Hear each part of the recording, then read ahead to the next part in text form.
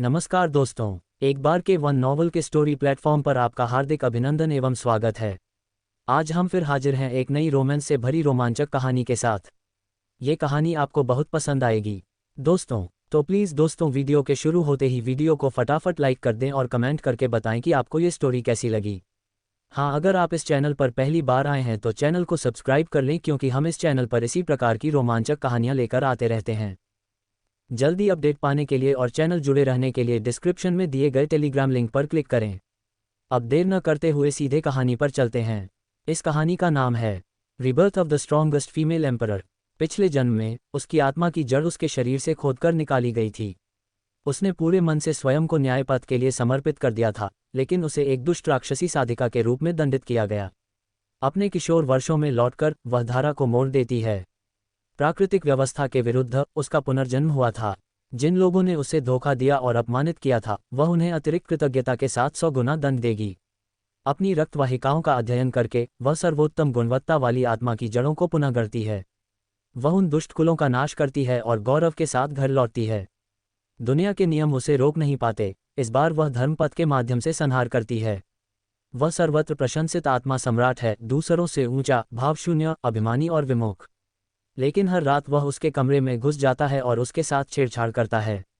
छोटी सी बच्ची, क्या तुम इस पर विचार नहीं करोगी? क्या मेरे पास कोई विकल्प है? तुम एक बार जन्म देने या 2 बार जन्म देने में से चुन सकती हो। मुझे क्यों करना चाहिए? क्योंकि तुमने मेरा दिल चुरा लिया है। अचानक एक ठंडी रोशनी दिखाई दी और साथ ही हड्डियों और मांस के टुकड़े टुकड़े होने की आवाज़ भी। खून। सफ़ेद बर्फ पर चटक लाल खून बिखरा हुआ था। खून के छींटों के पीछे एक खूबसूरत औरत खड़ी थी, जिसके हाथ में एक तेज तलवार थी। वह अपने दुश्मनों को ठंडी निगाहों से देख रही थी, जिनका उसने कत्ल किया था। उसकी पीली और शांत आंखों में कोई भाव नहीं दिख रहा था। सर्दियों में वह महिला एक लंबी और पतली परत वाली पोशाक पहने हुए थी। उसकी शुद्ध सफ़ेद पोशाक अंतहीन खून की वजह से गहरे लाल रंग में रंग गई थी। उसके पैरों के पास सफ़ेद बर्फ पर लगभग 100 लाशें पड़ी थीं। लाशों से बहते खून ने उसके आसपास की बर्फ को भी लाल कर दिया था। तथापि यह अभी अंत नहीं था। महिला ने अपनी आंखें थोड़ी ऊपर उठाईं। उसके गोरे लेकिन खूबसूरत चेहरे पर गहरी आंखों की एक जोड़ी सैकड़ों मील दूर एक घेरे में जमा हजारों लोगों की ओर देख रही थी, और हर कोई उसे लालच भरी नजरों से घूर रहा था। एक एक करके चेहरों को देखते हुए उस औरत ने अचानक अपने होंठ एक कोण पर उठाए, अपनी दुष्टता का परिचय देते हुए। उसने अपना हाथ उठाया और अपनी एक उंगली से अपने होंठों के कोने से बह रही गर्म खून की बूंद पोंछी। उसके पीले होंठ लालिमा से ढके हुए थे, जो चमकीली तो थी लेकिन भयावह भी। 79 लोग। अगला कौन होगा? ये किंगतांग ने कभी नहीं सोचा था कि एक दिन वह बाकी दुनिया की दुश्मन बन जाएगी और लिंग्यून क्लिफ पर हजारों लोगों द्वारा उस पर हमला किया जाएगा। इन सब का श्रेय उसके सीने में स्थित दानव देवता के हृदय को दिया जा सकता है। आकाश में विसंगतियों के साथ दानव देवता का जन्म हुआ। उनके जन्म ने आकाश के अंत और पृथ्वी के विनाश का संकेत दिया। ये किंगतांग कोई दानव देवता नहीं थी। उसे जरा भी अंदाजा नहीं था कि दानव देवता का दिल उसके शरीर में क्यों दिखाई देगा। हालांकि अब इन सब बातों का कोई महत्व नहीं रह गया। उसके सामने खड़े सभी लोग दानव देवता का हृदय पाने के लिए आए थे, जो उन्हें अकल्पनीय शक्ति प्रदान करता। ऐसा लगता था कि वह आकाश को उलट सकता था। किसी को परवाह नहीं थी कि ये किंगतांग जीवित होगा या मर जाएगा। इन लोगों की नज़र में वह सिर्फ दानव देवता के हृदय का पात्र थी। ये कितना हास्यास्पद था। ये किंगतांग ने अपना शरीर थोड़ा सीधा किया। उसके नंगे पैर नर्म बर्फ पर पड़े, जिससे बर्फ में मौजूद खून उसके पैरों को भिगो रहा था। उसने अपना सिर झुकाया और अचानक अपनी तलवार उठा ली। तलवार की नोक खून की एक बूंद के साथ भीड़ के बीच में खड़ी एक सजी धजी महिला की ओर तान दी। ये तुम, इन बेकार लोगों को अब और ऊपर भेजने की जहमत मत उठाओ। अगर तुम्हें दानव देवता का हृदय चाहिए तो तुम्हें इसे खुद ही लेना होगा। ये किंगतांग हंस रही थी, लेकिन उसकी आंखों में मुस्कान का कोई निशान नहीं था। उस समय ये यू भी ये परिवार की प्रतिभाशाली लड़की थी। चूंकि ये किंगतांग की आत्मा जड़ सबसे अच्छी गुणवत्ता की थी, जो बेहद दुर्लभ थी, इसलिए ये यू ने अपने हाथों से किंगतांग का पेट फाड़कर आत्मा जड़ को अपने इस्तेमाल के लिए निकाल लिया। उस दिन को 300 वर्ष हो गए थे। ये यू ने किंगतांग की आत्मा जड़ ले ली और उस जीवन को चुरा लिया जो कभी किंगतांग का था। इस प्रकार वह एक प्रसिद्ध प्रतिभा बन गई। अब वह महान साम्राज्य पैरागॉन बन चुकी थी। हालांकि ये किंगतांग को अनगिनत बाधाओं का सामना करना पड़ा और अपनी आत्मा जड़ के बिना वह अपने जीवन में कई बार लगभग मर ही गई। पैरागॉन स्तर तक पहुंचने के लिए उसे बहुत प्रयास करना पड़ा। हालांकि दानव देवता के हृदय के लिए ये यू ने उसे लिंग्यून पर्वत की चोटी पर फंसा लिया। ये किंगतांग द्वारा पुकारे जाने पर ये यू ने भौहें चढ़ाईं। उसकी आंखें तिरस्कार से भरी थीं। उसके लिए ये किंगतांग बस एक जीवित रहने के लिए संघर्ष कर रही चींटी थी, जिसे ये यू अपने हाथों से मारने के लायक भी नहीं थी। उसे भागने मत देना, तुम्हें मेरे लिए राक्षस देवता का हृदय पूरी तरह से खोदकर निकालना होगा। ये यू ने उसके बगल में खड़े अंगरक्षक को आदेश दिया। लिंगयुन चट्टान के आसपास के सभी लोग तुरंत ये किंगतांग के चारों ओर इकट्ठा हो गए। 10,000 लोगों की घेराबंदी ने ये किंगतांग की पूर्ण विफलता को चिन्हित किया, भले ही उसके पास कुछ महाशक्तियां थीं। उसके पीछे एक ऐसी चट्टान थी जिसका अंत तक दिखाई नहीं दे रहा था। उसके सामने 10,000 लोगों की घेराबंदी थी। हालांकि ये किंगतांग के चेहरे पर डर या विस्मय का जरा भी निशान नहीं था। उसके इस जीवन के लिए उसके पिता और दूसरे चाचा की हत्या कर दी गई। बड़े भाई युन ने उसे बचाने के लिए खुद को बलिदान कर दिया। उसकी रक्षा के लिए उसके स्वामी का जीवन छोटा कर दिया गया। ये किंगतांग ने धीरे से अपनी आंखें बंद कर लीं। अपनी जिंदगी पर नजर डालते हुए उसे अनगिनत पछतावे याद आ गए। जो लोग उससे प्यार करते थे वे पहले ही गुजर चुके थे। अब जब उसका दुश्मन उसके सामने है तो वह ये यू को वह नहीं मिलने देगी जो वह चाहती थी, चाहे ये किंगतांग को खुद ही दानव देवता का हृदय नष्ट करना पड़े। जैसे ही सब लोग ये किंगतांग की ओर दौड़े, उसने अचानक अपना हाथ उठाया और अपनी धनुषाकार उंगलियों से अपनी छाती पर वार कर लिया। उसने दानव देवता के हृदय को, जिसके लिए सब तरस रहे थे, अचानक कुचल दिया। धमाका! जिस क्षण ये किंगतांग ने दिल को कुचला, लिंगयुन चट्टान से एक जोरदार विस्फोट हुआ। दानव देवता का हृदय नष्ट हो गया। आकाश और धरती के बीच आभा की धारियां दौड़ रही थीं। लिंगयुन चट्टान तूफानी हवा से घिर गई। धरती कांप उठी और पहाड़ हिलने लगे। उसी समय विशाल चट्टान पर अचानक बड़ी बड़ी दरारें पड़ गईं। ये यू और उसके साथी लोगों ने किसी भी चीज की परवाह नहीं की, सिवाय इसके कि वे जिस रास्ते से आए थे उससे जल्दी से भाग निकले। जब हवा का झोंका आया, धरती कांप उठी और पहाड़ हिलने लगे, तो एक किंगतांग खून से लथपथ होकर एक विशाल टूटे हुए पत्थर के साथ अंतहीन खाई में गिर पड़ा। तथापि उसी समय अचानक आकाश से एक सुनहरी रोशनी आई और गिरते हुए ये किंगतांग की ओर बढ़ी। उस क्षण समय रुक गया सा प्रतीत हुआ। गिरता हुआ विशाल पत्थर हवा में लटक गया और उस विशाल पत्थर पर एक छाया पड़ गई। वह एक अद्भुत सुंदरता वाला पुरुष था। उसके सफ़ेद कपड़े तूफानी हवा में लहरा रहे थे। वह चुपचाप ये किंगतांग के शरीर के पास खड़ा था, उसकी छाती पर लगे घाव को देख रहा था जो उसने खुद ही चीर दिया था। उसे घाव से धीरे धीरे गायब होती एक जानी पहचानी आभा का आभास हो रहा था। यह पाया, उसकी मधुर और गहरी आवाज़ हवा में धंध गई। वह आदमी धीरे से नीचे बैठा और अपनी लंबी और सुंदर उंगलियों से खून से सने घाव को धीरे से छुआ। ये किंगतांग के घाव से आभा की किरणें लगातार निकल रही थीं और धीरे धीरे उस आदमी की हथेली में समा रही थीं, जिससे एक पारदर्शी हृदय बन रहा था। जैसे ही हृदय ठोस रूप में संघनित होने वाला था, आभा अचानक बिखर गई। पारभासी हृदय कणों में बिखर गया। ये किंगतांग के शरीर के चारों ओर बिखर गया और गायब हो गया। आदमी की गहरी आंखों में काले हरे रंग की चमक थी। अच्छा ऐसा है। अगले ही पल उस आदमी की उंगली ये किंगतांग की भौहों के बीच के हिस्से की ओर उठी। सुनहरी रोशनी की एक किरण धीरे धीरे उस जगह फैल गई। ये किंगतांग के शरीर में दर्द धीरे धीरे फैल रहा था, मानो किसी असहनीय दर्द ने उसे जकड़ लिया हो। उसने अचानक आंखें खोलीं, लेकिन अब वह लिंगयुन पर्वत की बर्फ से ढकी चोटियों पर नहीं थी। तांग तांग, तुम आखिरकार जाग गई। ये किंगतांग ने अपने कानों के पास एक थका देने वाली आवाज़ सुनी। ये किंगतांग ने जब आवाज़ सुनी तो वह चौंक गई। यह आवाज़, कितने साल हो गए थे जब उसने आखिरी बार यह आवाज़ सुनी थी। ये किंगतांग ने सहज ही अपनी दृष्टि बदल ली और देखा कि उसके बगल में एक अधेड़ उम्र का आदमी खड़ा था, जिसका चेहरा थका हुआ था। पिताजी! ये किंगतांग ने आंखें चौड़ी कर लीं। उसे यकीन ही नहीं हो रहा था कि उसने क्या देखा था। अधेड़ उम्र के आदमी ने उसे सहारा दिया जब वह उठने की कोशिश कर रही थी। ये परिवार के स्वामी येलिंग ने अपनी बेटी को घूरते हुए चिंतित स्वर में कहा, तांग तांग, तुम्हारी आत्मा की जड़ टूटने के बाद से तुम्हारा शरीर ठीक नहीं हुआ है। तुम्हें और आराम करने की ज़रूरत है। जल्दी मत उठो। ये किंगतांग की आंखें चौड़ी हो गईं। वह अपने सामने की स्थिति देखकर बेहद हैरान थी। क्या हुआ? मैंने लिंगयुन पर्वत की चोटियों पर अपना ही दिल तोड़ दिया।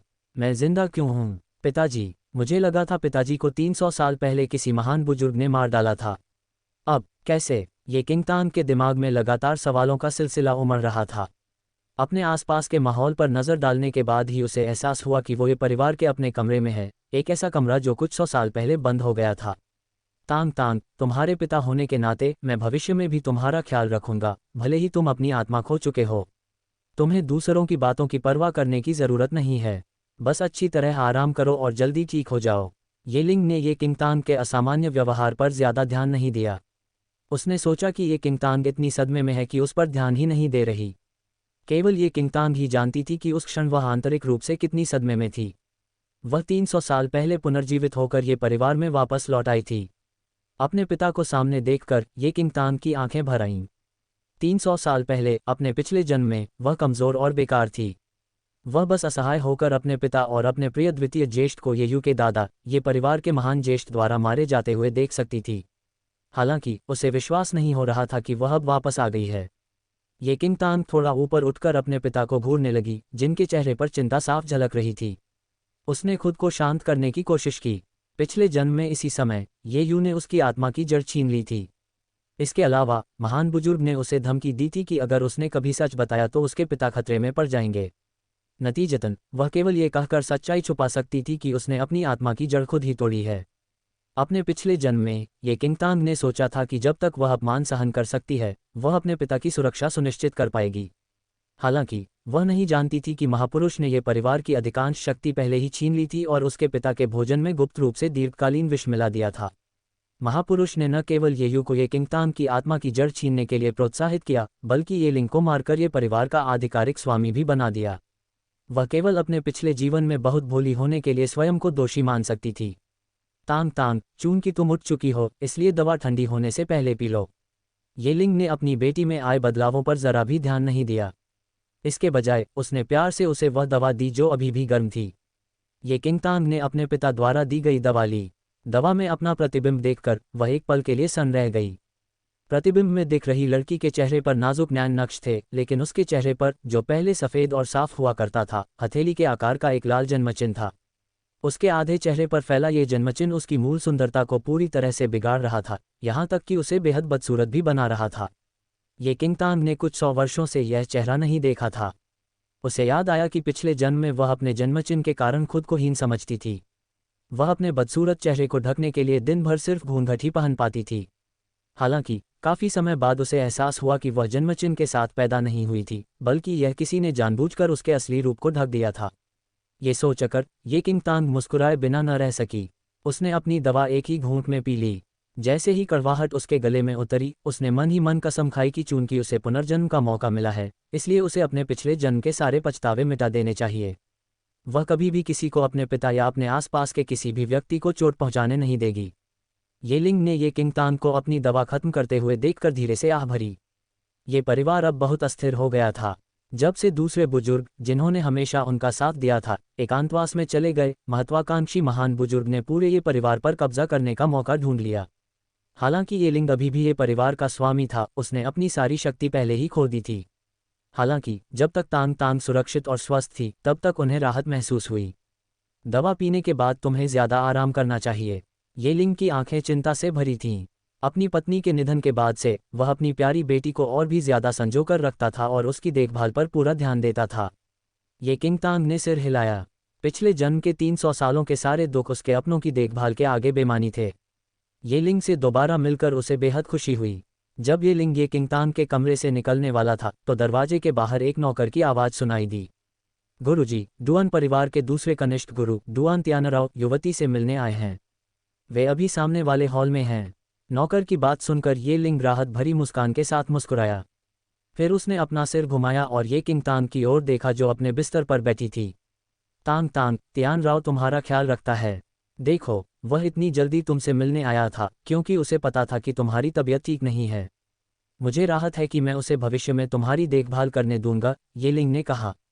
डुआन त्यानराव लिनटाउन के डुआन परिवार के दूसरे कनिष्ठ स्वामी थे। वे ये किंगतांग के मंगेतर भी थे। दोनों की सगाई बचपन में ही हो गई थी। डुआन त्यानराव ये किंगतांग के 16 साल के होने का इंतजार कर रहे थे ताकि वे ये किंगतांग से शादी कर सकें। जहां तक दामाद की बात है, ये लिंग उससे काफ़ी संतुष्ट था। उसे खुशी थी कि डुआन त्यानराव इतनी सुबह ये किंगतांग से मिलने आया। दुर्भाग्य से ये किंगतांग के चेहरे पर एक सामान्य लड़की जैसी शर्म का कोई निशान नहीं था। उसकी बड़ी और साफ आंखों में बस व्यंग्य था। डुआन त्यानराव, वह उसे कैसे भूल सकती है। पिछले जन्म में उसकी आत्मा की जड़ टूटने की खबर फैलने के कुछ ही देर बाद डुआन त्यानराव ये परिवार के पास पहुंची। हालांकि उसका मंगेतर उसे दिलासा देने के लिए वहां नहीं था, बल्कि हालात को और बिगाड़ने की कोशिश कर रहा था। ये किंगतांग ने धीरे से अपनी आंखें बंद कर लीं। उसके दिमाग में पिछले जन्म में डुआन त्यानराव के ये परिवार में आने की तस्वीरें उभर आईं। ये किंगतांग दिन भर घूंघट ओढ़े रहती थी। उसके पिछले जन्म में लिनटाउन में अफवाहें फैली हुई थीं कि वह बेहद बदसूरत है। यही वजह थी कि ये किंगतांग ये परिवार से बाहर निकलने से भी डरती थी। यहाँ तक कि जब वह ये परिवार में रहती थी तब भी वह हर समय घूंघट ओढ़े रहती थी। यहाँ तक कि उसके लंबे समय से मंगेतर डुआन त्यानराव ने भी पहले कभी उसका चेहरा घूंघट के नीचे नहीं देखा था।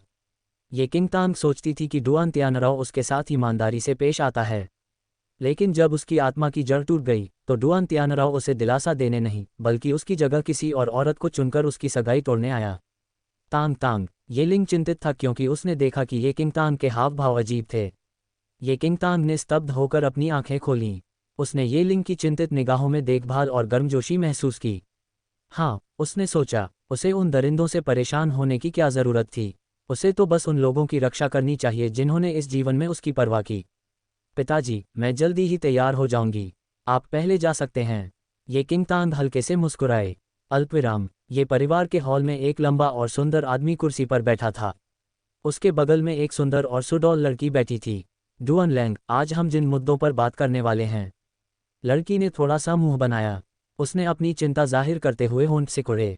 लड़की के चेहरे पर इतनी प्यारी अभिव्यक्ति देखने के बाद वहां बैठे डुआन त्यानराव अपने हाथ बढ़ाकर उसके सफ़ेद हाथों को ढकने से खुद को रोक नहीं पाए। जुनेर, तुम्हें चिंता करने की ज़रूरत नहीं है, मैं तुम्हारे लिए यहाँ हूँ। लड़की को दिलासा देते हुए डुआन त्यानराव की आवाज़ बहुत कोमल थी। येशुन एक अनाथ बच्ची थी जिसे येलिंग ने बहुत छोटी उम्र में गोद ले लिया था। जब से वह बच्ची थी तब से उसे ये परिवार ने पाला था। 16 साल बीत चुके थे और हालांकि वह एक गोद ली हुई बेटी थी फिर भी उसे ये परिवार की बाकी बेटियों की तरह ही शिक्षा मिली। उसका रूप रंग ये परिवार की बाकी बेटियों से कम नहीं था। येशुन की सुंदरता ही वह कारण थी जिसके कारण वह डुआन त्यानराव का ध्यान आकर्षित करने में सक्षम थी। येशुन ने उदासी और चिंता से भरी अपनी आंखें नीची कर लीं। मुझे पालने पोसने के लिए मैं ये परिवार का ऋणी हूँ। मुझे डर है कि कहीं यह मामला। डुआन त्यानराव ये देखकर बहुत दुखी हुआ कि येशुन कितनी चिंतित थी। उसने उसका हाथ कसकर पकड़ लिया और कहा, जोनेर, तुम ये परिवार की दत्तक पुत्री हो और यह सच है कि तुम उनके प्रति कृतज्ञता की ऋणी हो। हालांकि हमारे मामले का उस कृतज्ञता से कोई लेना देना नहीं है। बस निश्चिंत रहो, चाहे कुछ भी हो जाए मैं तुम्हारे साथ रहूंगा। येशुन ने सिर हिलाया। उसकी आंखों में एक हल्की सी मुस्कान उभर आई क्योंकि उसने देखा कि डुआन त्यानराव उसका कितना ख्याल रखता है। तभी ये लिंग हॉल में आया। येशुन और डुआन त्यानराव ने तुरंत एक दूसरे का हाथ छोड़ दिया। डुआन त्यानराव ने खड़े होकर ये लिंग का अभिवादन किया। अंकल, ये पिताजी। येशुन भी खड़ा हो गया। ये लिंग ने बस थोड़ा सा सिर हिलाया और अपने सामने डुआन त्यानराव की ओर देखा। ये किंगतांग ये लिंग की इकलौती बेटी थी। जन्म से ही उसका शरीर कमज़ोर था। अपने जन्मचिन्ह के कारण उसे खुद पर शर्म भी आती थी। इसलिए ये लिंग की हमेशा से यही ख्वाहिश रही थी कि उसे एक ऐसा पति मिले जो उसकी बेटी का ख्याल रख सके। लिन टाउन में कुल मिलाकर 3 बड़े पारिवारिक कुल थे। ये परिवार के अलावा डुआन परिवार और सी परिवार 2 अन्य बड़े पारिवारिक कुल थे। डुआन परिवार के साथ विवाह संबंध समान सामाजिक स्थिति पर आधारित था और येलिन को ये किंगतांग को डुआन त्यानराव को सौंपने में राहत महसूस होती थी क्योंकि त्यानराव हर समय किंगतांग की देखभाल करता था। त्यानराव, तांग तांग अभी भी तैयार हो रही है, वो जल्द ही आ जाएगी, बस थोड़ी देर इंतजार करो। येलिंग मुस्कुराया। डुआन त्यानराव की आंखों में बेचैनी के भाव दिखाई दिए लेकिन उनके चेहरे पर कोई भाव नहीं दिखा। उन्होंने चुपके से बगल में खड़े येशुन से नजरें मिलाईं। उन्होंने मुस्कुराते हुए कहा, जल्दी करने की कोई ज़रूरत नहीं है। फिर उसने बगल में बैठे नौकर की तरफ इशारा किया। नौकर ने तुरंत कुछ सजे हुए डिब्बे येलिंग के बगल वाली मेज़ पर रख दिए। मैंने सुना है कि तांग तांग की आत्मा की जड़ टूट गई है जिससे वह निष्क्रिय हो गई है। इसलिए मैंने हुनयुवान गोलियों सहित कुछ टॉनिक तैयार किए हैं जो तांग तांग को उसकी शक्ति वापस पाने में मदद करेंगे। ये गोलियां उपचार शक्ति के मामले में बहुत प्रभावी हैं। डुआन त्यानराव ने धीरे से कहा, हुनयुवान गोलियां ढूंढना मुश्किल है। मैं उन्हें ढूंढने ही वाला था लेकिन तुम उन्हें पहले ही ले आए। मुझे ये देखकर बहुत राहत मिली कि तुम उससे सच्चा प्यार करते हो। ये लिंग खुश हुआ। डुआन त्यानराव ने विनम्रतापूर्वक कहा, एक मंगेतर से यही अपेक्षा की जाती है। येशुन ने अपनी मुठ्ठियां कस लीं जब उसने हुनयुवान गोलियां ये लिंग को भेजी जा रही देखीं। हालांकि डुआन त्यानराव की बात याद आने पर उसकी सारी चिंताएं दूर हो गईं और वह धीरे से मुस्कुरा दी। पिछले कुछ दिनों से तांग तांग कैसा है? डुआन त्यानराव की आंखें चमक उठीं। ऐसा लग रहा था कि वह खुलकर बात करने के लिए सही मौके का इंतजार कर रहा था। ये लिंग को कुछ भी होश नहीं आया। उसने आह भरते हुए कहा, उसकी आत्मा की जड़ टूट जाने के बाद वह कैसे ठीक महसूस कर सकती है? बच्ची हमेशा बहुत विचारशील रहती है। मेरे सामने उसने कभी दर्द का कोई लक्षण नहीं दिखाया। उसे इस हालत में देखकर बहुत दुख होता है। ये लिंग ने आंखें उठाईं और डुआन त्यानराव से कहा, त्यानराव, तुम तांग तांग के मंगेतर हो और तुम दोनों साथ साथ पले बड़े हो। अगर तुम उसके साथ ज़्यादा समय बिता सको तो बहुत अच्छा होगा। मुझे यकीन है कि वह ज़्यादा सहज होगी। डुआन त्यानराव मुस्कुराए लेकिन सीधे जवाब नहीं दिया। ये शुन, जो किनारे खड़ी थी, ने अपना सिर थोड़ा नीचे किया। उसने सावधानी से डुआन त्यानराव की आस्तीन खींची, और जवाब में डुआन त्यानराव ने उसे दिलासा देने के लिए धीरे से उसका हाथ थपथपाया। उसी समय एक दुबला पतला व्यक्ति धीरे धीरे हॉल में दाखिल हुआ और मुख्य कुर्सी पर बैठे येलिंग का अभिवादन किया। पिता, ये किंग तांग को देखकर येलिंग की आंखों में गहरा प्यार और देखभाल झलक रही थी। तांग तांग, तुम अभी पूरी तरह ठीक नहीं हुई हो। पहले बैठ जाओ। ये किंग तांग, जो घूंघट ओढ़े हुए थी, चुपचाप येलिंग के पास बैठी रही। हालांकि उसकी नज़र नीचे बैठे डुआन त्यानराव की तरफ भी नहीं गई। येलिंग ने ध्यान नहीं दिया कि ये किंग तांग डुआन त्यानराव के प्रति कितना उदासीन था। उसने मुस्कुराते हुए मेज पर रखी चीज़ों की ओर इशारा करके ये किंग तांग को दिखाया। तांग तांग, ये सब त्यानराव ने तुम्हें ठीक होने में मदद करने के लिए दिया है। वह तुम्हारे लिए हुनयुवान गोलियां भी लाया है। वह सचमुच तुम्हारी परवाह करता है। ये किंग तांग ने मेज़ पर पहाड़ की तरह एक के ऊपर एक रखे टॉनिकों की तरफ एक नज़र डाली।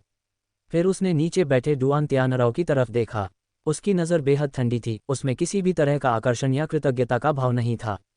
युवा मास्टर डुआन, आपके प्रयास के लिए धन्यवाद, ये किंग तांग ने हल्के से कहा।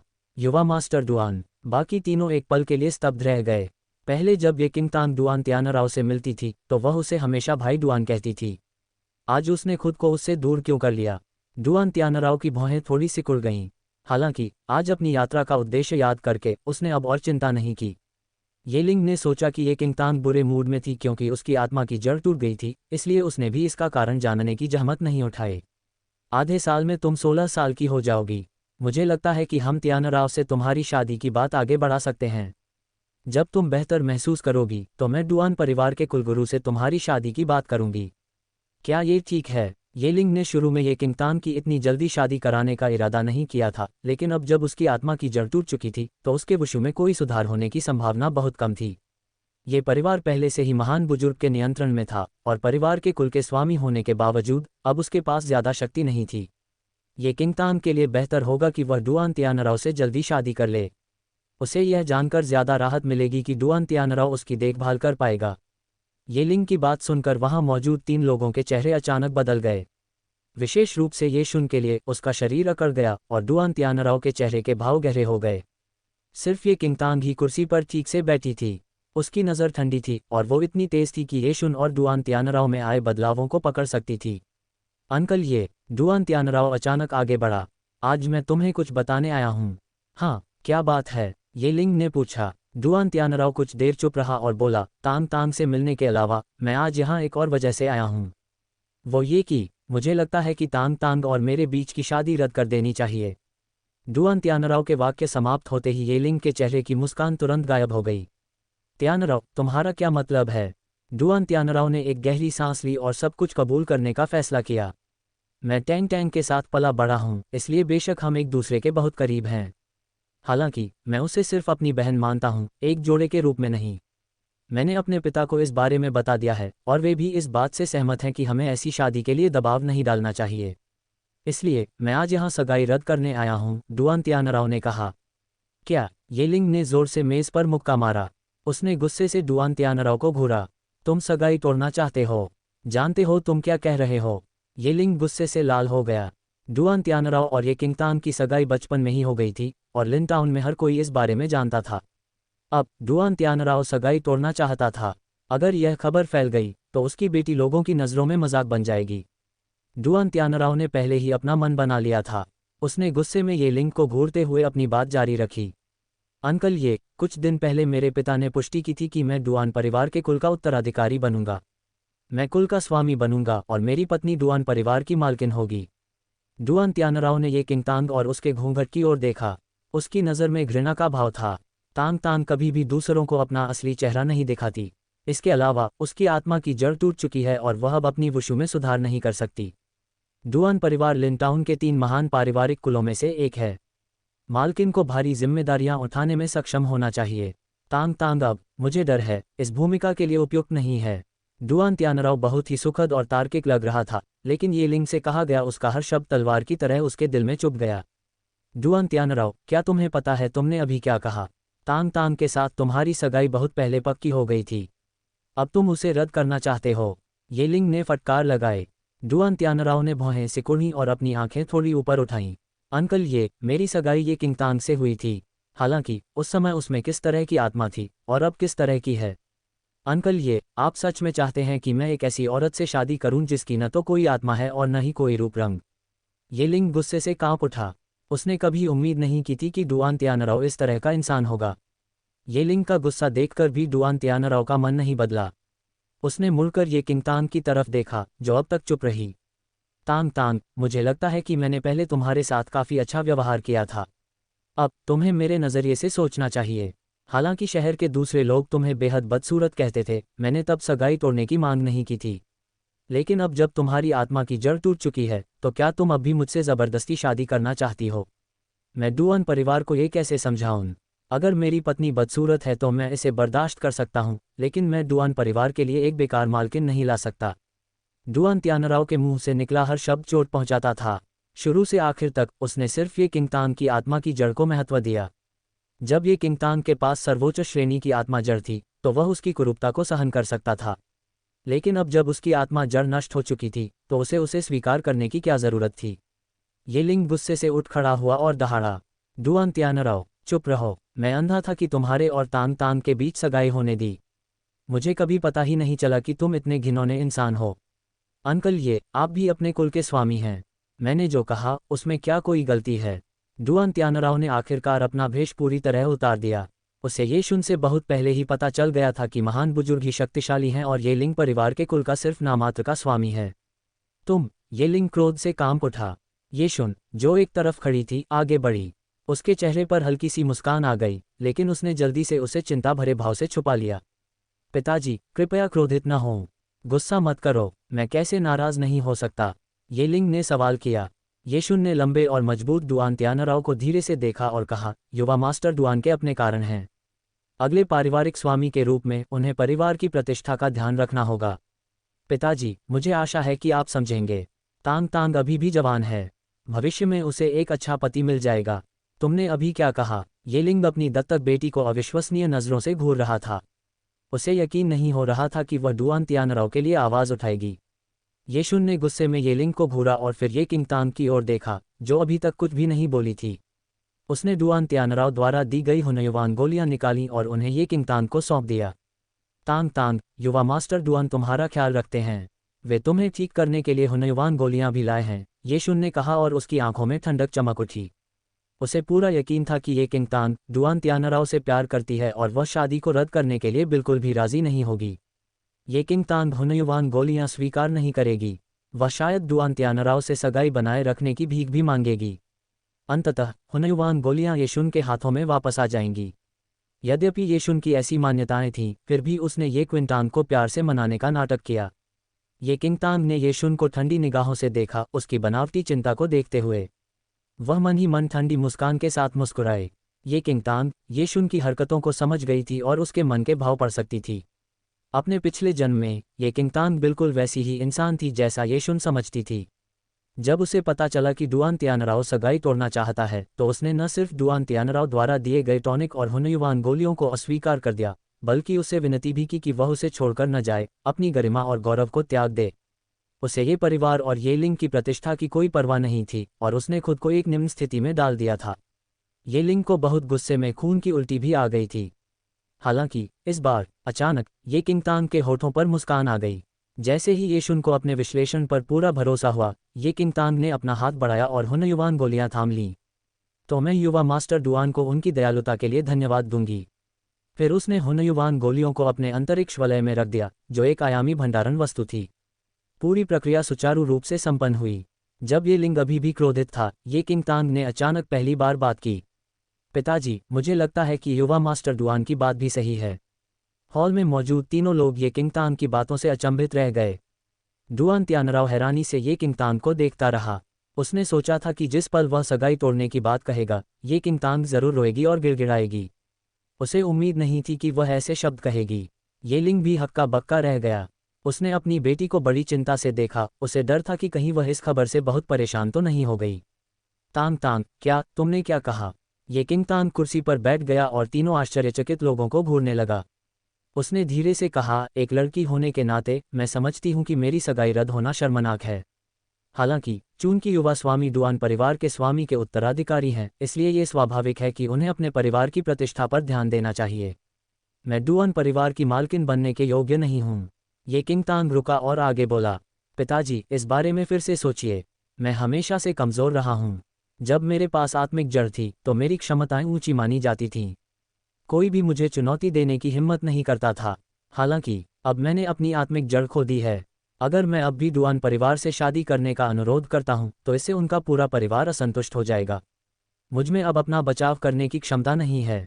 मुझे दूसरों के मजाक का पात्र बनने के लिए क्यों जाना पड़ता है। हालांकि युवा गुरु डुआन के शब्द सुनने में अच्छे नहीं थे, फिर भी उन्होंने मेरे भले के लिए ही ये कहे थे। ये किंगतांग बहुत शांत लग रही थी। उसकी कोई भी बात गुस्से में नहीं कही गई थी। ऐसा लग रहा था कि डुआन त्यानराव ने जो भी समझाया था उसे वह सचमुच मान रही थी। ये लिंग दंग रह गया। उसने सोचा भी नहीं था कि ये किंगतांग ऐसा कहेगी। पहले जब ये किंगतांग की आत्मा की जड़ अभी अभी निकली थी तब डुआन परिवार ही सगाई के लिए आया था। अब तांग तांग की आत्मा की जड़ टूटते ही उन्होंने दावा किया कि उसकी बेटी बेहद बदसूरत है। ऐसा लग रहा था मानो ये परिवार ही डुआन परिवार पर सगाई थोप रहा था। ये किंगतांग की बात सुनकर डुआन त्यानराव मुस्कुराया। उसे खुशी हुई कि उसने स्थिति को समझा। ये शुन को भी खुशी हुई कि ये किंगतांग जानती थी कि सही फैसला क्या होगा। ये लिंग का चेहरा अभी भी धुंधला था। डुआन त्यानराव बोलता रहा जबकि ये लिंग काफी देर तक चुप रहा। ये दुर्लभ है कि तांग तांग इतनी समझदार है। अंकल, ये कुछ दिनों बाद लिनटाउन के सबसे बड़े परिवार स्वर्गीय दाओ की पूजा करने के लिए एकत्रित होंगे। मैं डुआन परिवार का उत्तराधिकारी हूँ, इसलिए मेरे मंगेतर को मेरे साथ स्वर्ग चरखा घुमाने जाना होगा। केवल 5वीं या उससे ऊपर की योग्यता वाला व्यक्ति ही उस चक्र को घुमा सकता है। क्या आपको लगता है कि तांग तांग की वर्तमान योग्यता उसके लिए उस चक्र को घुमाने के लिए पर्याप्त होगी? डुआन त्यानराव ने कहा, अगर वह ऐसा नहीं कर सकती तो डुआन परिवार की प्रतिष्ठा सबके सामने धूमिल हो जाएगी। बाहर निकलो अभी। मेज को जोर से पटकते हुए ये लिंग ने डुआन त्यानराव पर चिल्लाया और मुख्य द्वार की ओर इशारा किया। बहुत हो गया। वह इस कमीने को अपनी बेटी का अपमान करने की इजाज़त नहीं देगा। वह डुआन परिवार को अपनी बेटी को इस तरह अपमानित करने की अनुमति नहीं देंगे।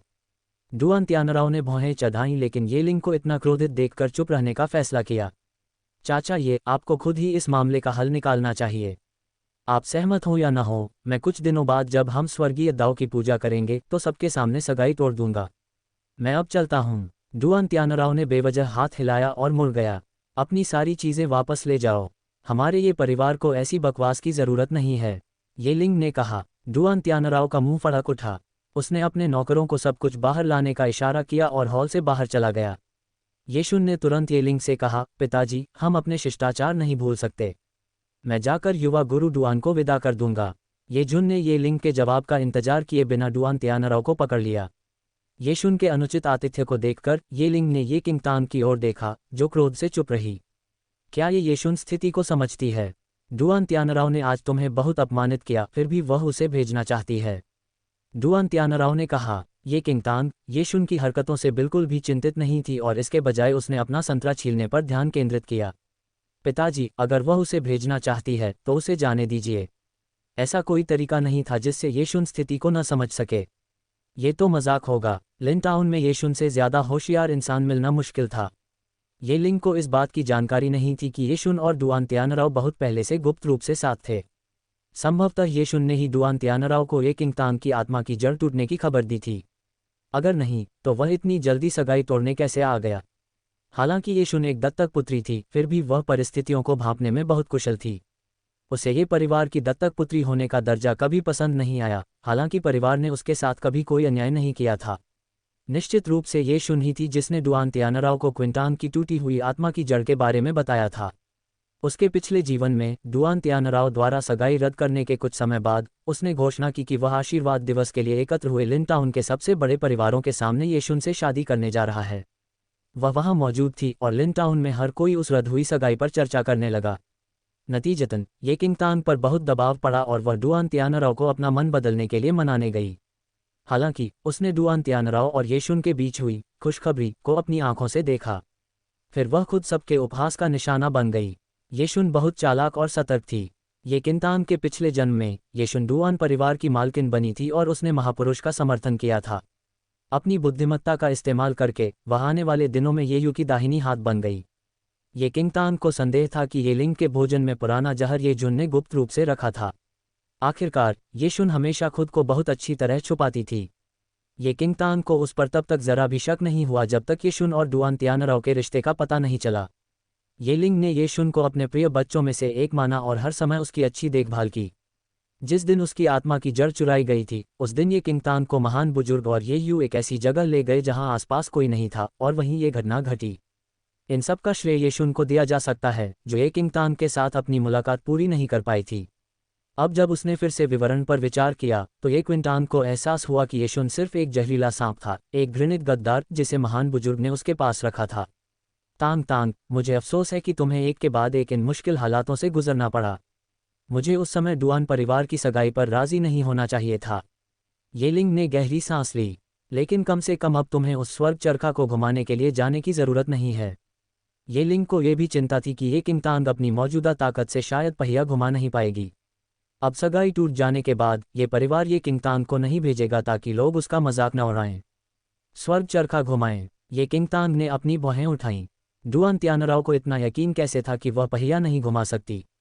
ऐसा लग रहा था कि अब उसे स्वर्गीय दाव की पूजा करने जाना होगा। आत्मा की जड़ के बिना सबसे बुरा क्या हो सकता था। उसे डुआन तियानराव और लिन टाउन के सभी लोगों को यह दिखाने की जरूरत थी कि वह सचमुच अक्षम है या नहीं। ये किंगतांग ने अपने विचार एक तरफ रख दिए। उसने मुस्कुराकर सिर हिलाया। जब तक पिताजी यहाँ हैं मैं शोक नहीं मनाऊंगी। जब तक ये लिंग सुरक्षित था उसे डुआन तियानराव की भी उतनी परवाह नहीं थी। अरे पगली, मैं जिंदगी भर तुम्हारे साथ नहीं रह सकता। आखिरकार तुम्हें किसी से शादी तो करनी ही होगी। ये लिंग ने प्यार से ये किंगतांग के बालों को छुआ। उसकी सेहत पिछले कुछ सालों में बिगड़ती जा रही थी। अगर उसकी वजह से ऐसा न होता तो महापुरुष ये परिवार पर कभी नियंत्रण नहीं रख पाते। ये लिंग को अंदाजा नहीं था कि उसकी मौत कब होगी। उसे सबसे ज्यादा चिंता ये किंगतांग की सुरक्षा की थी। दूसरी ओर ये किंगतांग को ये लिंग की चिंता के बारे में पता था। अपने पिछले जन्म में वह डुआन तियानराव को लेकर इतनी उदास थी कि उसे ये लिंग की असामान्यता का जरा भी अंदाजा नहीं था। जब महान बुजुर्ग ने हत्यारों को ये लिंग को मारने और दूसरे बुजुर्ग को, जो अभी अभी एकांतवास से लौटे थे, फंसाने के लिए कहा, तभी ये किंगतांग को एहसास हुआ कि ये परिवार वह नहीं था जिसकी उसे याद थी। ये यू ने अपनी सर्वोच्च श्रेणी की आध्यात्मिक जड़ को छीन लिया और चाओ संप्रदाय और युनशियाओ संप्रदाय के संप्रदाय गुरुओं द्वारा उसका चयन किया गया। उसे संप्रदाय गुरुओं के अधीन प्रत्यक्ष शिष्य के रूप में स्वीकार किया गया। महापुरुष अब येयू को युनशियाओ संप्रदाय में भेज रहे थे, इसलिए महापुरुष के लौटने में अभी कुछ समय था। ये किंगतांग को इस समयावधि में अपनी तैयारियां पूरी करनी होंगी। असली लड़ाई तब शुरू होगी जब महान बुजुर्ग वापस लौटेंगे।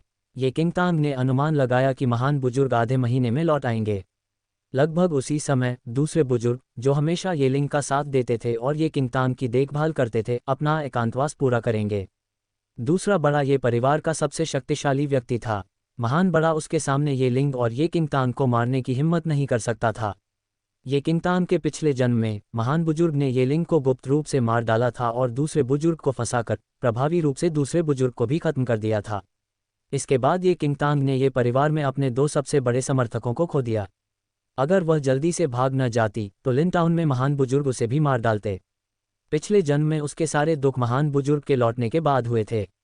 इस बार ये किंगतांग ऐसा दोबारा नहीं होने देगी। चाहे वह उसके पिता हो या उसके दूसरे चाचा, वह उन दोनों की रक्षा करती थी। वह अपने पिछले जीवन की शत्रुता को महान बुजुर्ग को 100 गुना लौटा देगी। ये किंगतांग का दिल इस बिंदु तक भारी था। पिताजी, क्या आप किसी से मुझे कुछ जड़ी बूटियां खरीदने में मदद करने के लिए कह सकते हैं? ये किंगतांग ने अचानक पूछा। बिल्कुल, तुम्हें क्या चाहिए? बस लिख लो, मैं किसी को कह दूंगी कि जाकर तुम्हारे लिए ले आए। यह उम्मीद करते हुए कि डुआन तियानराव के साथ जो हुआ उससे वह ज्यादा उदास नहीं होगी, ये लिंग ने ये किंगतांग की हर जरूरत पूरी करने की कोशिश की। ये किंगतांग ने सिर हिलाया और फिर ये लिंग को जड़ी बूटियों की एक लंबी सूची लिखी। ये किंगतांग को सबसे पहले ये लिंग के शरीर में मौजूद पुराने जहर की पहचान का पता लगाना था। ये लिंग की असली ताकत महान बुजुर्ग के बराबर या शायद उससे भी ज्यादा थी। महान बुजुर्ग द्वारा रोज दिया जाने वाला जहर ये लिंग की सेहत बिगाड़ रहा था और उसकी ताकत कम हो रही थी। यदि ऐसा न होता तो महान बुजुर्ग पिछले जन्म में ये लिंग की सफलतापूर्वक हत्या नहीं कर पाते। उसके पिता अपनी मूल शक्ति तभी प्राप्त कर पाएंगे जब बचा हुआ जहर ठीक हो जाएगा। अगर उसके पिता की शक्ति वापस आ भी गई तो महान वृद्ध चाहे तो भी उसके पिता से नहीं लड़ पाएंगे। अपने पिछले जन्म में हालांकि ये किंगतांग ने अपनी आत्मा की जड़ खो दी थी, फिर भी वह पूरी तरह से उदास नहीं थी। उसने निर्माण, व्यू रचना, अमृत और हर उस चीज़ का अध्ययन और अभ्यास किया जो उसे और अधिक शक्तिशाली बनने में मदद कर सकती थी। उसने प्राचीन औषधियों के नुस्खे याद कर लिए थे और वह चाहती तो कोई भी आत्मा की गोली बना सकती थी। उसे अपने पिता के शरीर से जहर निकालने के लिए अधिकतम 10 दिन ही लगे। येलिंग ने एक नौकर से जड़ी बूटियां खरीदकर जल्द से जल्द ये परिवार के पास पहुंचाने को कहा। जब ये किंगतांग ने सभी जड़ी बूटियां खरीद लीं तो वह तुरंत अपने कमरे में लौट आए और दवा तैयार की। येलिंग पहले तो चिंतित था कि क्या ये किंगतांग डुआनतियानराव द्वारा पहुंचाए गए भावनात्मक आघात से उबर पाएगी। हालांकि अपनी बेटी को जड़ी बूटियों के साथ खुद को बंद देखकर येलिंग थोड़ा उलझन में पड़ गया। छोटी लड़की को जड़ी बूटियों में कब से रुचि हो गई, उसे इसका एहसास कैसे नहीं हुआ। येलिंग बहुत उलझन में था। हालांकि ये किंगतांग ने पहले ही तैयारियां शुरू कर दी थीं। ये किंगतांग जड़ी बूटियों से बहुत परिचित थीं और उन्हें वर्गीकृत करने में भी बेहद कुशल थीं। जो लोग उनकी प्रतिभा से अनजान थे वे शायद यही सोचते कि ये किंगतांग का वेश धारण करने वाली कोई कुशल चिकित्सक हैं। जब वह लगभग पूरी हो गई तो उसने अपने माथे पर जमे पसीने की बूंदें पोंछीं। जब उसने आंखें उठाईं तो बगल में लगे कांसे के आईने में अपनी नाजुक लेकिन त्रुटिपूर्ण परछाई देखी। उसने अनजाने में अपना हाथ उठाया और अपने चेहरे पर बड़े लाल जन्मचिन्ह को छुआ। उसके चेहरे पर मुस्कान आ गई। उसने ढेर से कुछ जड़ी बूटियां लीं, उन्हें मिलाया और एक कटोरी काली जड़ी बूटी का सूप बनाया। सूप से आती तीखी गंध देखकर उसकी भौहें तंग गईं। उसके चेहरे पर जन्मचिन्ह बहुत लंबे समय से था। पिछले जन्म में उसे शुरू में लगा था कि वह इस जन्मचिन्ह के साथ पैदा हुई है, लेकिन बहुत बाद में उसे पता चला कि यह एक खास जहर के कारण हुआ था। ये किंगतांग के शरीर में जहर किसी के स्वास्थ्य पर कोई असर नहीं डालता, लेकिन उसकी शक्ल बिगाड़ देता। चून की महान बुजुर्ग ने परिवार के कुल की स्वामी येलिंग को भी जहर देने की हिम्मत की थी, इसलिए जाहिर था कि वह उसे भी नहीं जाने देंगे। बहुत मुमकिन है कि महान बुजुर्ग ने उसे बचपन में जहर पिलाया हो। ये किंगतांग को इस बात का ध्यान नहीं आता अगर उसने अपने पिछले जीवन में कई वर्षों बाद चिकित्सा का अध्ययन नहीं किया होता। अब उसके हाथों में हर्बल सूप उस जहर का मारक था। अपने पिछले जन्म में ये किंगतांग अपने जन्मचिन्ह के कारण खुद पर बहुत शर्मिंदा थी और दूसरों के सामने अपना चेहरा दिखाने को तैयार नहीं थी। अब हालांकि उसे अपने रूप रंग की कोई परवाह नहीं थी, फिर भी वह नहीं चाहती थी कि वह अजीबोगरीब जहर उसके शरीर में रहे। ये किंगतांग ने एक गहरी सांस ली और बदबूदार हर्बल सूप का पूरा कटोरा अपने मुंह में उड़ेल लिया। सूप की अत्यधिक कड़वाहट का स्वाद चखकर वह लगभग रो पड़ी। मैं इसे जीवन में फिर कभी नहीं पीऊंगी। ये किंगतांग ने भौहें चढ़ाईं और अपने मुंह पर सूप के अवशेष पोंछे। हर्बल सूप पीते ही ये किंगतांग को अपने चेहरे के उस हिस्से पर चुभन भरा दर्द महसूस हुआ जहां जन्मचिन्ह था। वह तुरंत कांसे के शीशे के सामने गई और अपने चेहरे पर आए बदलावों को देखा। बड़ा लाल जन्मचिन्ह धीरे धीरे उसकी आंखों के सामने गायब हो गया और उसकी त्वचा पूरी तरह सफ़ेद दिखाई देने लगी। जन्मचिन्ह के बिना ये किंगतांग का रूप रंग पूरी तरह बदल गया। उसके गोरे चेहरे पर उसके नाजुक चेहरे के भाव और भी आकर्षक लगने लगे और आईने में दिखने वाली बदसूरत औरत एक अद्भुत सुंदरता में बदल गई। ये देखने में बहुत ज्यादा अच्छा लग रहा है। ये किंगतांग ने अपने चेहरे के उस हिस्से को छुआ जो अभी अभी ठीक हुआ था और मुस्कुराई, जिससे उसकी अविश्वसनीय सुंदरता झलक रही थी। ये किंगतांग ने कुछ देर तक अपने प्रतिबिंब को निहारा और फिर सामान समेटा। दिन भर की थकान मिटाने के लिए उसने खुद को नहाने की बाल्टी में डुबो लिया। ठंडे पानी ने धीरे धीरे उसकी त्वचा को भिगो दिया। उसे ऐसा लगा जैसे नहाने की ताजगी भरी ठंडक ने उसे फिर से जन्म दे दिया हो। जैसे ही वह शांत हुई, उसे अपने पिछले जीवन में घटित सभी बातें याद आईं, लेकिन उसे केवल उस क्षण तक की याद थी जब उसने लिंग्युन पर्वत पर अपना दिल कुचला था। ये किंगतांग अभी भी ये पता नहीं लगा सकी कि वह मर क्यों नहीं गई। अपने पिछले जन्म में ये किंगतांग को बहुत बाद तक ये पता नहीं चला कि उसके अंदर का हृदय दानव देवता का हृदय है। उसे बस इतना लगता था कि उसका हृदय दूसरों से अलग है और कभी कभी उसमें से किसी प्रकार की भयावह आभा निकलती है। ये किंगतांग का उस समय सत्ता से कोई संपर्क नहीं था। उसने उसे दबाने की कोशिश की, लेकिन लोग फिर भी उसे एक दुष्ट राक्षस ही मानते थे। दानव देवता के हृदय, हर कोई तुम्हारे लिए तरस रहा है। अगर तुम सचमुच उतने ही शक्तिशाली हो जितना वे तुम्हें बताते हैं, तो मुझे अपनी शक्ति उधार दो। ये किंगतांग ने अपना सिर बाल्टी के किनारे पर टिका दिया। उसकी आंखें पानी की भाप की एक परत से ढकी हुई थीं, लेकिन फिर भी उसकी आंखों में ठंडक देखी जा सकती थी। जब तक वह अपना बदला ले सकती थी और अपने सभी दुश्मनों को नरक में भेज सकती थी, तब तक उसे अपना मानव रूप त्याग कर राक्षस बनने में कोई आपत्ति नहीं होगी। जैसे ही उसने अपनी बात पूरी की, उसका स्थिर धड़कता हुआ दिल अचानक धड़क उठा। दैत्य देवता के हृदय से एक गहरा कोहरा निकला और उसके शरीर में भर गया। एक तेज दर्द उसके पूरे शरीर में फैल गया और उसके पेट के निचले हिस्से तक पहुंच गया। जब उसकी आत्मा की जड़ को खोदा गया तो वह स्थान बर्फ की तरह ठंडा था, जहां आत्मा की जड़ को संग्रहित किया जाता था, और ये किंगतांग किसी और की तुलना में इस खालीपन से अधिक परिचित थी। इस खालीपन की जगह धीरे धीरे एक और शक्ति ने ले ली। वो गर्म और गीला एहसास बिल्कुल वैसा ही था जैसा तब महसूस होता था जब आत्मा की जड़ अभी भी उसके शरीर के अंदर थी। ये किंगतांग ने अविश्वास से आंखें चौड़ी कर लीं। उसके शरीर के अंदर एक छोटी सी आत्मा की जड़ फिर से धीरे धीरे बढ़ रही थी।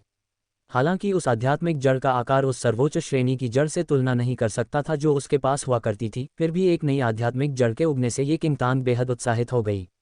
अपने पिछले अनुभवों से वह जानती थी कि आध्यात्मिक जड़ के बिना साधना करना कितना कठिन है। ये किंगतांग ने अपने पिछले जीवन में 300 साल बिताए ताकि वह येयू के साथ बराबरी कर सके और अपनी आत्मा की जड़ को बहाल करने के तरीके खोजने की कोशिश कर सके, लेकिन उसके सभी प्रयास व्यर्थ गए। केवल भगवान ही जान सकते हैं कि ये किंगतांग के लिए ये कितना मूल्यवान था कि उसके अंदर फिर से छोटी आत्मा की जड़ उगाए। ये तुम्हें मेरे बदले का इंतजार रहेगा। ये किंगतांग ने धीरे से उसके पेट के निचले हिस्से को छुआ। उसकी आंखें बदले की आग से जगमगा रही थीं। अल्पविराम। लगभग उसी समय जब ये किंगतांग की आत्मा की जड़ पुनः स्थापित हुई, पुरातन महल में पैरागॉन सीट पर बैठे एक व्यक्ति ने अचानक अपनी आंखें खोलीं। उसकी आंखों में एक काली हरी रोशनी चमक उठी। महाराज म्यूसू जो महल के नीचे खड़ा था, उसने उस आदमी के अचानक व्यवहार को देखा और आगे आया। सुंदर आदमी ने अपनी आंखें उठाईं और महल के बाहर अंतहीन अंधेरे में देखा और उसकी आंखें चमक उठीं। अब लिन टाउन के लिए रवाना हो जाओ। म्यूसू दंग रह गया। महाराज, क्या ये राक्षस देवता का हृदय प्रकट हो गया है? आदमी ने कहा। इतने लंबे समय के बाद उसे फिर से परिचित आभा का एहसास हुआ। दानव देवता का हृदय अंततः पुनः प्रकट हुआ। वह अपनी सारी चीजें वापस ले लेगा। अल्पविराम। अगली सुबह ये किंगतांग उठी और पूरी तरह जोश से भरी हुई थी। अपनी आत्मा जड़ वापस पाकर वह बेहद अच्छे मूड में थी। अगर वह आत्मा जड़ का ध्यान रखेगी तो वह भविष्य में येयू से लड़ सकेगी। ये किंगतांग को अब अपने बदले के बारे में ज्यादा भरोसा हो गया था क्योंकि उसकी आत्मा की जड़ वापस आ गई थी। उसकी योजना भी उसी के अनुसार बदल दी गई थी। उसे महान बुजुर्ग से निपटना था, लेकिन वह ये नहीं भूली कि उसका असली दुश्मन येयू था।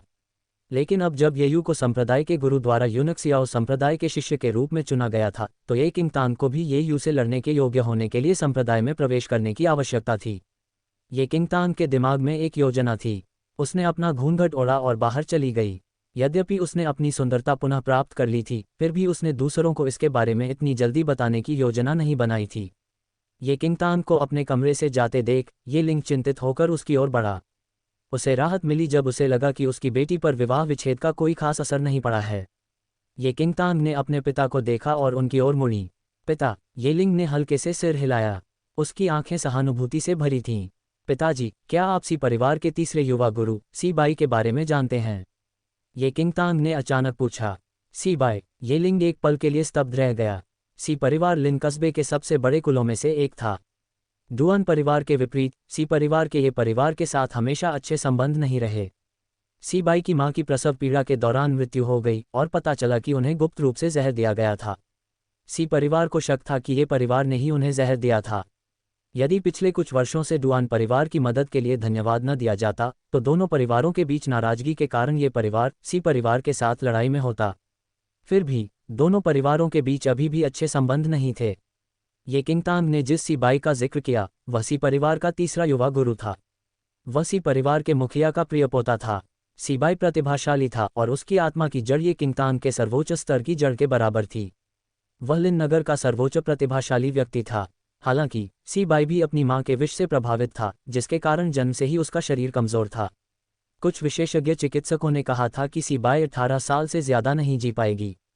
इसलिए सी परिवार ने अपने तीसरे युवा गुरु, जो सी परिवार का सबसे अनमोल सदस्य था, की उम्र बढ़ाने के लिए कोई कसर नहीं छोड़ी। ये लिंग को समझ नहीं आ रहा था कि ये किंगतांग ने सी बाई का जिक्र क्यों किया, इसलिए उसने कहा, सी बाई की हालत हाल ही में ज्यादा स्थिर नहीं रही है। मैंने सुना है कि सी परिवार ने मास्टर फिजिशियन जू को भी बुलाया था, लेकिन इससे कोई फायदा नहीं हुआ। मास्टर फिजिशियन जू लिन टाउन के एक प्रसिद्ध मास्टर फिजिशियन थे। अनगिनत लोगों ने उनसे मदद मांगने की कोशिश की, लेकिन उन्होंने शायद ही कभी उनकी मदद की। किसी व्यक्ति को बचाना उनकी इच्छाशक्ति पर निर्भर करता था। ये स्पष्ट था कि सी परिवार ने मास्टर फिजिशियन जू को आमंत्रित करने के लिए बहुत प्रयास किया था। ये किंगतांग ने सिर हिलाया मानो कुछ सोच रहा हो और कहा, पिताजी, मुझे बाहर जाकर कुछ खरीदना है। मैं पहले निकलूंगा। ये लिंग ने भ्रम के साथ ये किंगतांग को देखा। क्या हुआ? ये किंगतांग अकेले बाहर क्यों जाना चाहती थी? क्या यह एक सपना था? ये सर्वविदित था कि ये किंगतांग अपने जन्मचिन्ह के कारण बाहर जाने को तैयार नहीं थी। अगर वह घर से बाहर भी निकलती तो लोगों से बचने के लिए पालकी में बैठी रहती। आज कैसे? ये किंग तांग अचानक बदल गया। ये लिंग को लगा कि उसकी बेटी की आत्मा की जड़ टूट जाने के बाद वह एक अलग इंसान बन गई है। अब वह बिल्कुल अलग थी। तो बाहर सावधान रहना। ये लिंग ये किंग तांग की सुरक्षा को लेकर चिंतित था, लेकिन उसकी नई नई आज़ादी देखकर उसे चिंता से ज्यादा राहत मिली। ये किंग तांग के ये परिवार को छोड़ने के बाद वह धीरे धीरे सी परिवार की ओर चली गई। ये किंग तांग ने अपने पिछले जन्म में सी परिवार के तीसरे युवा गुरु के बारे में सुना था। वह वाकई एक अद्भुत प्रतिभाशाली व्यक्ति थे। सी परिवार ने उनकी आयु बढ़ाने के लिए हर संभव प्रयास किया, लेकिन वे केवल 25 वर्ष ही जीवित रह पाए। सीबाई बेहद प्रसिद्ध और प्रतिष्ठित थे और ये यू ने भी उन्हें अपमानित करने की हिम्मत नहीं की। हालांकि अंततः सीबाई का निधन हो गया और ये यू ने ये परिवार के साथ साथ पूरे सी परिवार को भी समाप्त करने का जोखिम उठाया। ऐसी ही स्थितियों को रोकने के लिए ये किंग तांग सीबाई के जीवन का विस्तार करने जा रहा था। हालांकि वह सिर्फ मदद की पेशकश करने वाली एक दयालु इंसान नहीं थी। वह सी परिवार के साथ एक ऐसा समझौता करना चाहती थी जिससे वह संप्रदाय में शामिल हो सके। जो कोई भी संप्रदाय का सदस्य नहीं था, वह चींटी के समान कमजोर था। स्वर्ग के मार्ग पर कदम रखने और संप्रदाय में प्रवेश करने के बाद ही कोई व्यक्ति वास्तव में शक्तिशाली माना जा सकता था। तभी वह उच्च स्तरीय कौशल सीख सकता था और अपनी आध्यात्मिक जड़ों का विकास कर सकता था। संप्रदाय में शामिल हुए बिना कोई भी व्यक्ति चाहे कितनी भी प्रतिभा क्यों न रखता हो, पैरागॉन स्तर तक कभी नहीं पहुंच सकता था। संप्रदाय के व्यक्ति और सामान्य व्यक्ति के बीच का अंतर बहुत बड़ा था। एक बार जब कोई व्यक्ति संप्रदाय में प्रवेश कर जाता था तो वह सामान्य लोगों से बिल्कुल अलग हो जाता था। किसी भी आंतरिक संप्रदाय के शिष्य के पास दुनिया के एक हिस्से पर प्रभुत्व स्थापित करने की शक्ति थी। इस प्रकार संप्रदाय में प्रवेश पाना अत्यंत कठिन था। केवल ये परिवार जैसे महानतम कुलों या यहाँ तक कि राजपरिवार का सदस्य होना भी योग्यता प्राप्त करने के लिए पर्याप्त नहीं था। संप्रदाय में प्रवेश पाने की योग्यता प्राप्त करने की अपेक्षा आकाश में उड़ना सीखना अधिक आसान था। ये यू को संप्रदाय ने मान्यता दे दी और ये किंग तांग से छीनी गई सर्वोच्च श्रेणी की आत्मा जड़ की बदौलत वह संप्रदाय में प्रवेश करने में सक्षम हो गई। वहां से ये यू ने संप्रदाय में लाखों कौशल सीखे और पैरागॉन स्तर तक पहुंची। इसके विपरीत ये किंग तांग ने अपने पिछले जन्म में अपने प्रशिक्षण में बहुत मेहनत की थी और अंततः पैरागॉन स्तर तक पहुंची थी, लेकिन उसकी क्षमताएं अभी भी ये यू की तुलना में पूरी तरह से अतुलनीय थीं।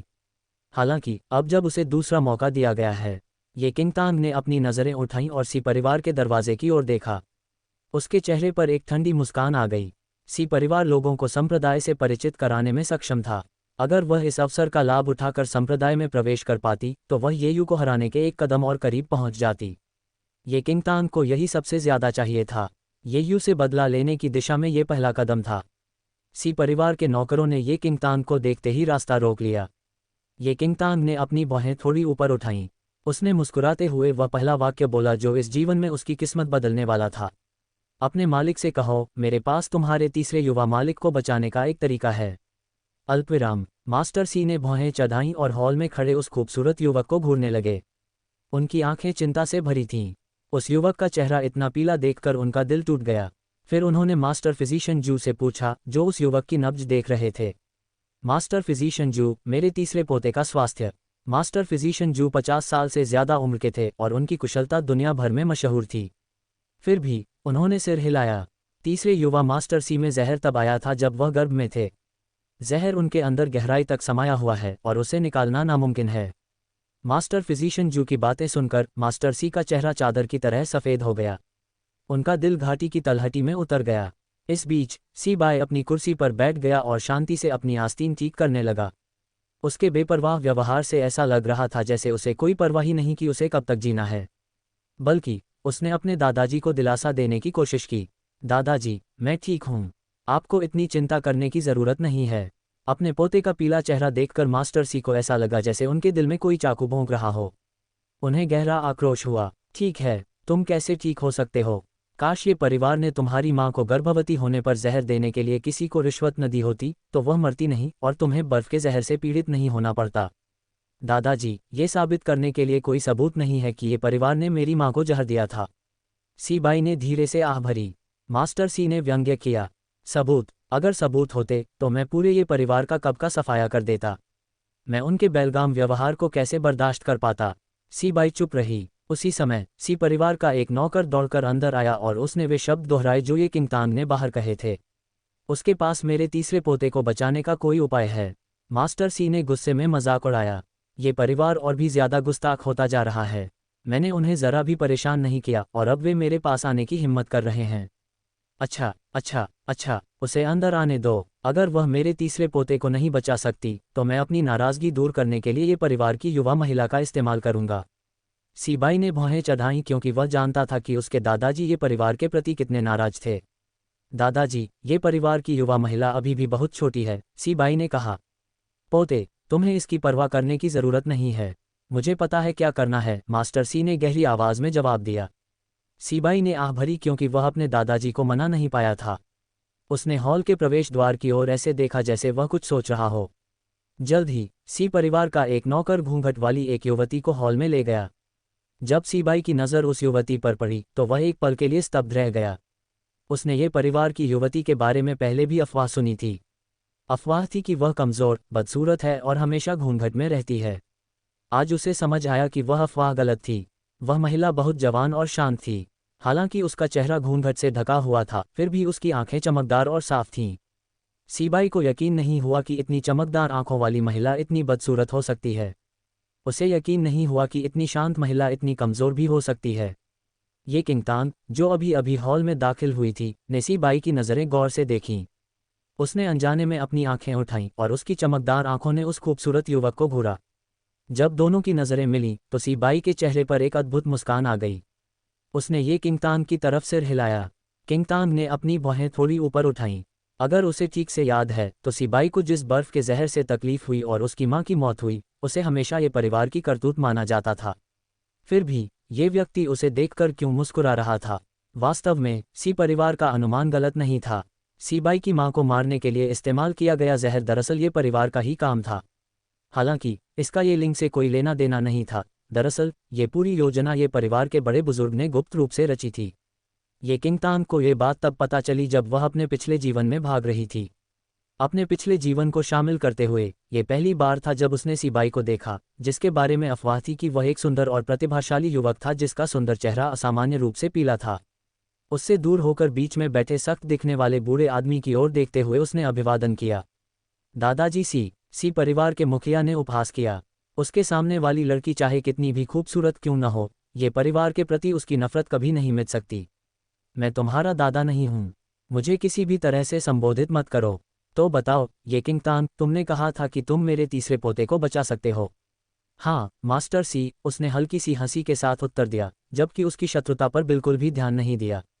ऐसा इसलिए था क्योंकि वह उसकी नाराजगी के पीछे का कारण समझती थी। एल्डर मास्टर का पारिवारिक नाम ये भी वही था। उसके दुबले पतले शरीर को तिरस्कार से देखते हुए मास्टर सी गरजे, ये किंगतान, मुझे परवाह नहीं कि तुम ये परिवार की युवती हो या नहीं। क्या तुम्हें पता है कि आज सी परिवार के दरवाजे पर बकवास करने की तुम्हारी हिम्मत का क्या नतीजा निकलेगा? ये किंगतान को अपने प्रति उसकी शत्रुता का स्पष्ट आभास हो गया था, फिर भी उसने इसे नज़रअंदाज किया और मुस्कुराते हुए जवाब दिया, चूंकि मैंने आने की हिम्मत की है, इसका मतलब स्वाभाविक रूप से यह है कि मैं आश्वस्त हूँ। क्या यह आपकी मनमानी नहीं है कि आप ये दावा करें कि मैं बकवास कर रही हूँ, जबकि आपने सुना ही नहीं कि मैं क्या कहने जा रही हूँ? मनमाना, मास्टर सी ने उपहास किया। सी परिवार ने मेरे तीसरे पोते के इलाज के लिए दुनिया भर के प्रसिद्ध चिकित्सकों की तलाश की है। तुम इस साल सिर्फ 15 साल के हो और मैंने ये परिवार के किसी भी चिकित्सा कौशल के बारे में कभी नहीं सुना, तो तुम्हें इस तरह बोलने का आत्मविश्वास कहाँ से मिला? हालांकि मास्टर सी ने ये किंगतान को अंदर आने की इजाज़त दे दी थी, लेकिन उन्हें कभी यकीन ही नहीं हुआ था कि वो सीबाई को सचमुच बचा पाएगी। वो बस अपना गुस्सा निकालना चाहता था और अगर वो ये किंगतान को मार भी ना पाए तो भी उसे ये परिवार को इसकी कीमत चुकानी ही पड़ेगी। दादाजी, चूंकि यंग लेडी ये खुद यहाँ आए हैं, मुझे लगता है कि वो पूरी तरह तैयार हैं। जब आपने उन्हें अंदर आने दिया है तो उन्हें कोशिश करने क्यों नहीं देते? सीबाई, जो अब तक एक तरफ खड़ी थी, अचानक बोली। ये किंगतान की मदद के लिए ऐसा किया गया था। मास्टर सी को बिल्कुल भी उम्मीद नहीं थी कि उनका पोता ये किंगतान के पक्ष में आवाज़ उठाएगा। देखते ही देखते उनका चेहरा काला पड़ गया और भौहें सिकुड़ गईं। ये किंगतान ने मास्टर सी को मनाने के लिए पहले से ही तैयारी कर रखी थी, फिर भी तीसरे युवा मास्टर ने उसे कुछ कहने से पहले ही मुश्किल से बाहर निकाल लिया। इस अप्रत्याशित स्थिति ने ये किंगतान को थोड़ा उलझन में डाल दिया और वह अपनी आंखों में मुस्कान लिए उस खूबसूरत युवक को देखने से खुद को रोक नहीं पाए। सीबाई वास्तव में काफ़ी दयालु थी। सीबाई ने केवल ये किंगतान को विनम्रतापूर्वक मुस्कुराकर जवाब दिया। वह नहीं चाहता था कि उसके दादा एक अपरिपक्व युवती पर क्रोधित हों। बकवास, मास्टर सी स्पष्ट रूप से असहमत थे। सीबाई हल्की सी हंसी।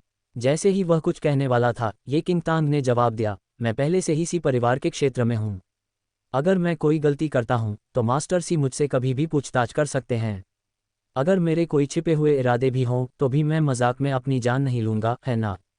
किंग तान की बात सुनकर मास्टर सी की भौहें थोड़ी तन गईं।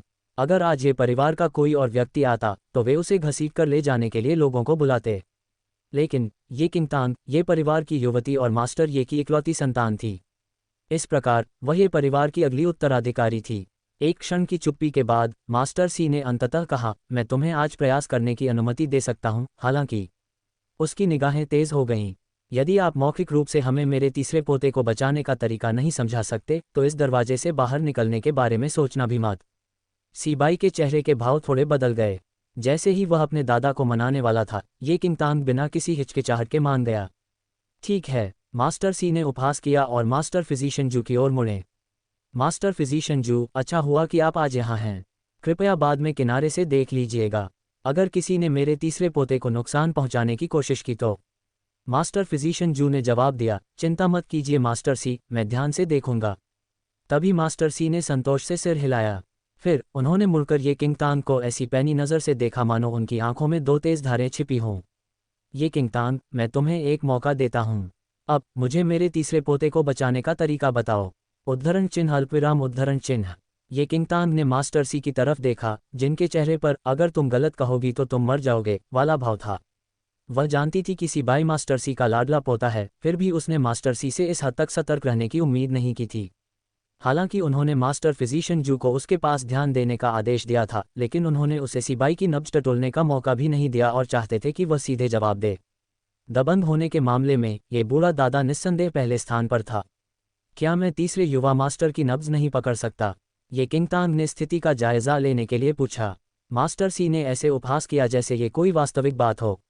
जाहिर है, ठीक है, ठीक है, ठीक है, जो आप कहें। बिना किसी चिंता या झुंझलाहट के उन्होंने किसी से कलम और स्याही लाने को कहा और मौके पर ही दवा का पर्चा लिख दिया। ये देखकर मास्टर फिजिशियन जू ने चुपचाप अपना सिर हिलाया। उन्हें भी समझ आ गया कि मास्टर सी ये किंग तांग को एक कोने में धकेल रहे थे। इस युवती को सीबाई की हालत देखने का मौका दिए बिना वह इलाज कैसे कर सकती थी? सीबाई थोड़ा उलझन में दिखी। दूसरी ओर मास्टर सी के चेहरे पर बर्फ जैसा ठंडा भाव था, जब वह इंतजार कर रहे थे कि जैसे ही वह लिखना खत्म करे, लोग उसे ले जाएं। फिर वह उस पर अपना गुस्सा निकाल सकें। ज़्यादा समय खर्च किए बिना ये किंग तांग ने 2 लंबे नुस्खे लिखे और उन्हें सीधे मास्टर सी को प्रस्तुत किया। मास्टर सी ने एक नज़र भी नहीं डाली और ठंडी हंसी हंस पड़े। ये किंग तांग, तुमने मेरे तीसरे पोते की हालत भी नहीं देखी, फिर भी इतनी दृढ़ता से दवा लिखने की हिम्मत की। मुझे लगता है कि तुम यहाँ किसी की जान बचाने नहीं बल्कि किसी की जान लेने आए हो। ये किंग तांग मास्टर सी की तरफ देख रही थी, समझ नहीं पा रही थी कि हंसे या रोए। पहले तो उन्होंने सीबाई की नब्ज भी नहीं देखी और अब वो ये दावा कर रहे थे कि उन्होंने बिना सोचे समझे कोई दवा लिख दी। वह जानती थी कि ये परिवार के प्रति सी की नफरत को देखते हुए मास्टर सी जरूर उसके लिए मुश्किलें खड़ी कर देंगे। हालांकि चूंकि मास्टर फिजिशियन जू आज यहाँ हैं, तो क्यों न मास्टर सी उन्हें निष्कर्ष निकालने से पहले दवा के नुस्खे पर एक नज़र डालने दें। ये किंग तांग मुस्कुराए, उसकी आंखें आत्मविश्वास से भरी थीं। मैं तुम्हें मृत्युशैया पर संघर्ष करने दूंगा, मास्टर सी ने उपहास किया। मैं बस ये देखना चाहता हूं कि तुम कब तक इतने जिद्दी रह सकते हो और अपनी गलती स्वीकार नहीं कर सकते। फिर उसने अपनी नज़रें हटाए बिना ही दवा का पर्चा मास्टर फिजिशियन जू को दे दिया। ये किंग तांग ने सहजता से कंधे उचका दिए। मास्टर फिजिशियन जू ने दवा का नुस्खा बहुत ध्यान से पढ़ा। जैसे जैसे वह आगे पढ़ता गया, उसके चेहरे पर पहले जैसी चिंता धीरे धीरे सदमे में बदल गई। ये नुस्खा, मास्टर फिजिशियन जू अचानक चिल्लाया। ये देखकर मास्टर सी ने मेज़ पर जोर से हाथ मारा और उठ खड़े हुए। ये किंग तांग की ओर उंगली उठाकर चिल्लाए, ये किंग तांग, और क्या कहना है तुम्हें? शोरगुल सुनकर हॉल के बाहर खड़े नौकर हॉल में घुस गए और अपनी आस्तीनें चढ़ाकर ये किंग तांग को नीचे ले जाने के लिए तैयार हो गए। छोड़ो दादाजी। सीबाई अचानक उठ खड़ा हुआ और ये किंग तांग के पास गया। उसे यकीन नहीं हो रहा था कि ये किंग तांग इतनी कम उम्र में उसका इलाज कर पाएगी। सीबाई, हट जाओ। मास्टर सी का चेहरा तुरंत काला पड़ गया। सीबाई ने हल्की सी भौहें चढ़ाईं। ये किंग तांग की ओर देखते हुए उसने धीरे से बुदबुदाया, लेडी, मैं तुम्हें वापस भेज दूंगा। फिर उसने ये किंग तांग को वहां से ले जाने की कोशिश की। फिर भी ये किंग तांग बिना हिले डुले स्थिर खड़ी रही। एक हल्की सी मुस्कान के साथ उसने उसकी ओर मुड़कर अपना सिर हिलाया। सीबाई की आंखें हैरानी से भर गईं। उसे नहीं पता था कि ये परिवार की युवती इतनी जिद्दी है। ये परिवार के प्रति उसके दादा की नफरत को देखते हुए मुमकिन था कि वो ये किंगतान को काट डाले। अगर वो अभी नहीं गई तो शायद वो फिर कभी नहीं जा पाएगी। जैसी कि उम्मीद थी, जैसे ही सी बाई ने इस तथ्य के बारे में सोचा, मास्टर सी ने जोर से आदेश दिया, ये किंगतान को ले जाओ। शोरगुल सुनकर हॉल के बाहर खड़े नौकर हॉल में घुस गए और अपनी आस्तीनें चढ़ाकर ये किंगतान को नीचे ले जाने के लिए तैयार हो गए। तथापि रुको रुको, एक गलतफहमी। विस्मय की स्थिति से उबरकर मास्टर फिजिशियन जू ने ये किंगतान के सामने की ओर तेजी से दौड़ लगाई और जैसे ही उसने मास्टर सी को लोगों को उसे ले जाने का आदेश देते देखा, उसने अपने कांपते हाथों से उसे ढक लिया। उसने अपने हाथों में दवा का पर्चा उठाया और घबराई हुई आंखों से मास्टर सी को देखा।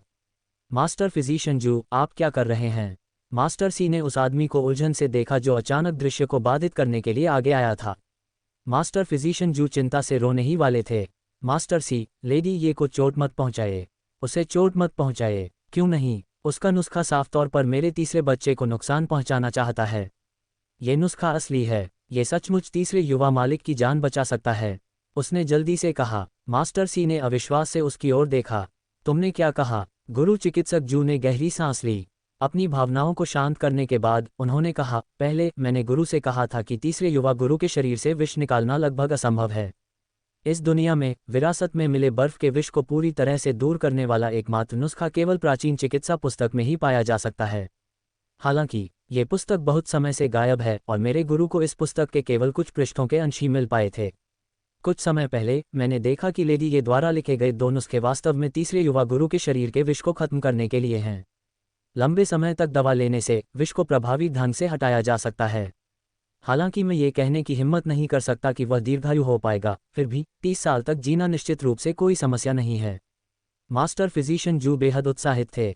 उन्होंने कभी सोचा भी नहीं था कि वे एक 15 साल की लड़की से प्राचीन चिकित्सा पुस्तक का नुस्खा देखेंगे। ईश्वर जानता है कि दुनिया के सभी चिकित्सकों के लिए ये किताब कितनी अनमोल थी। कितने ही लोगों ने अपनी पूरी जिंदगी इसे ढूंढने में लगा दी, फिर भी उन्हें इसका एक अंश भी नहीं मिला। लेकिन आज एक छोटी बच्ची की लिखावट में उसे यह किताब दिखाई दे रही थी। इस बिंदु पर मास्टर फिजिशियन जू ने ये किंगतान को अद्वितीय उत्साह के साथ देखा। मास्टर सी एकदम दंग रह गए।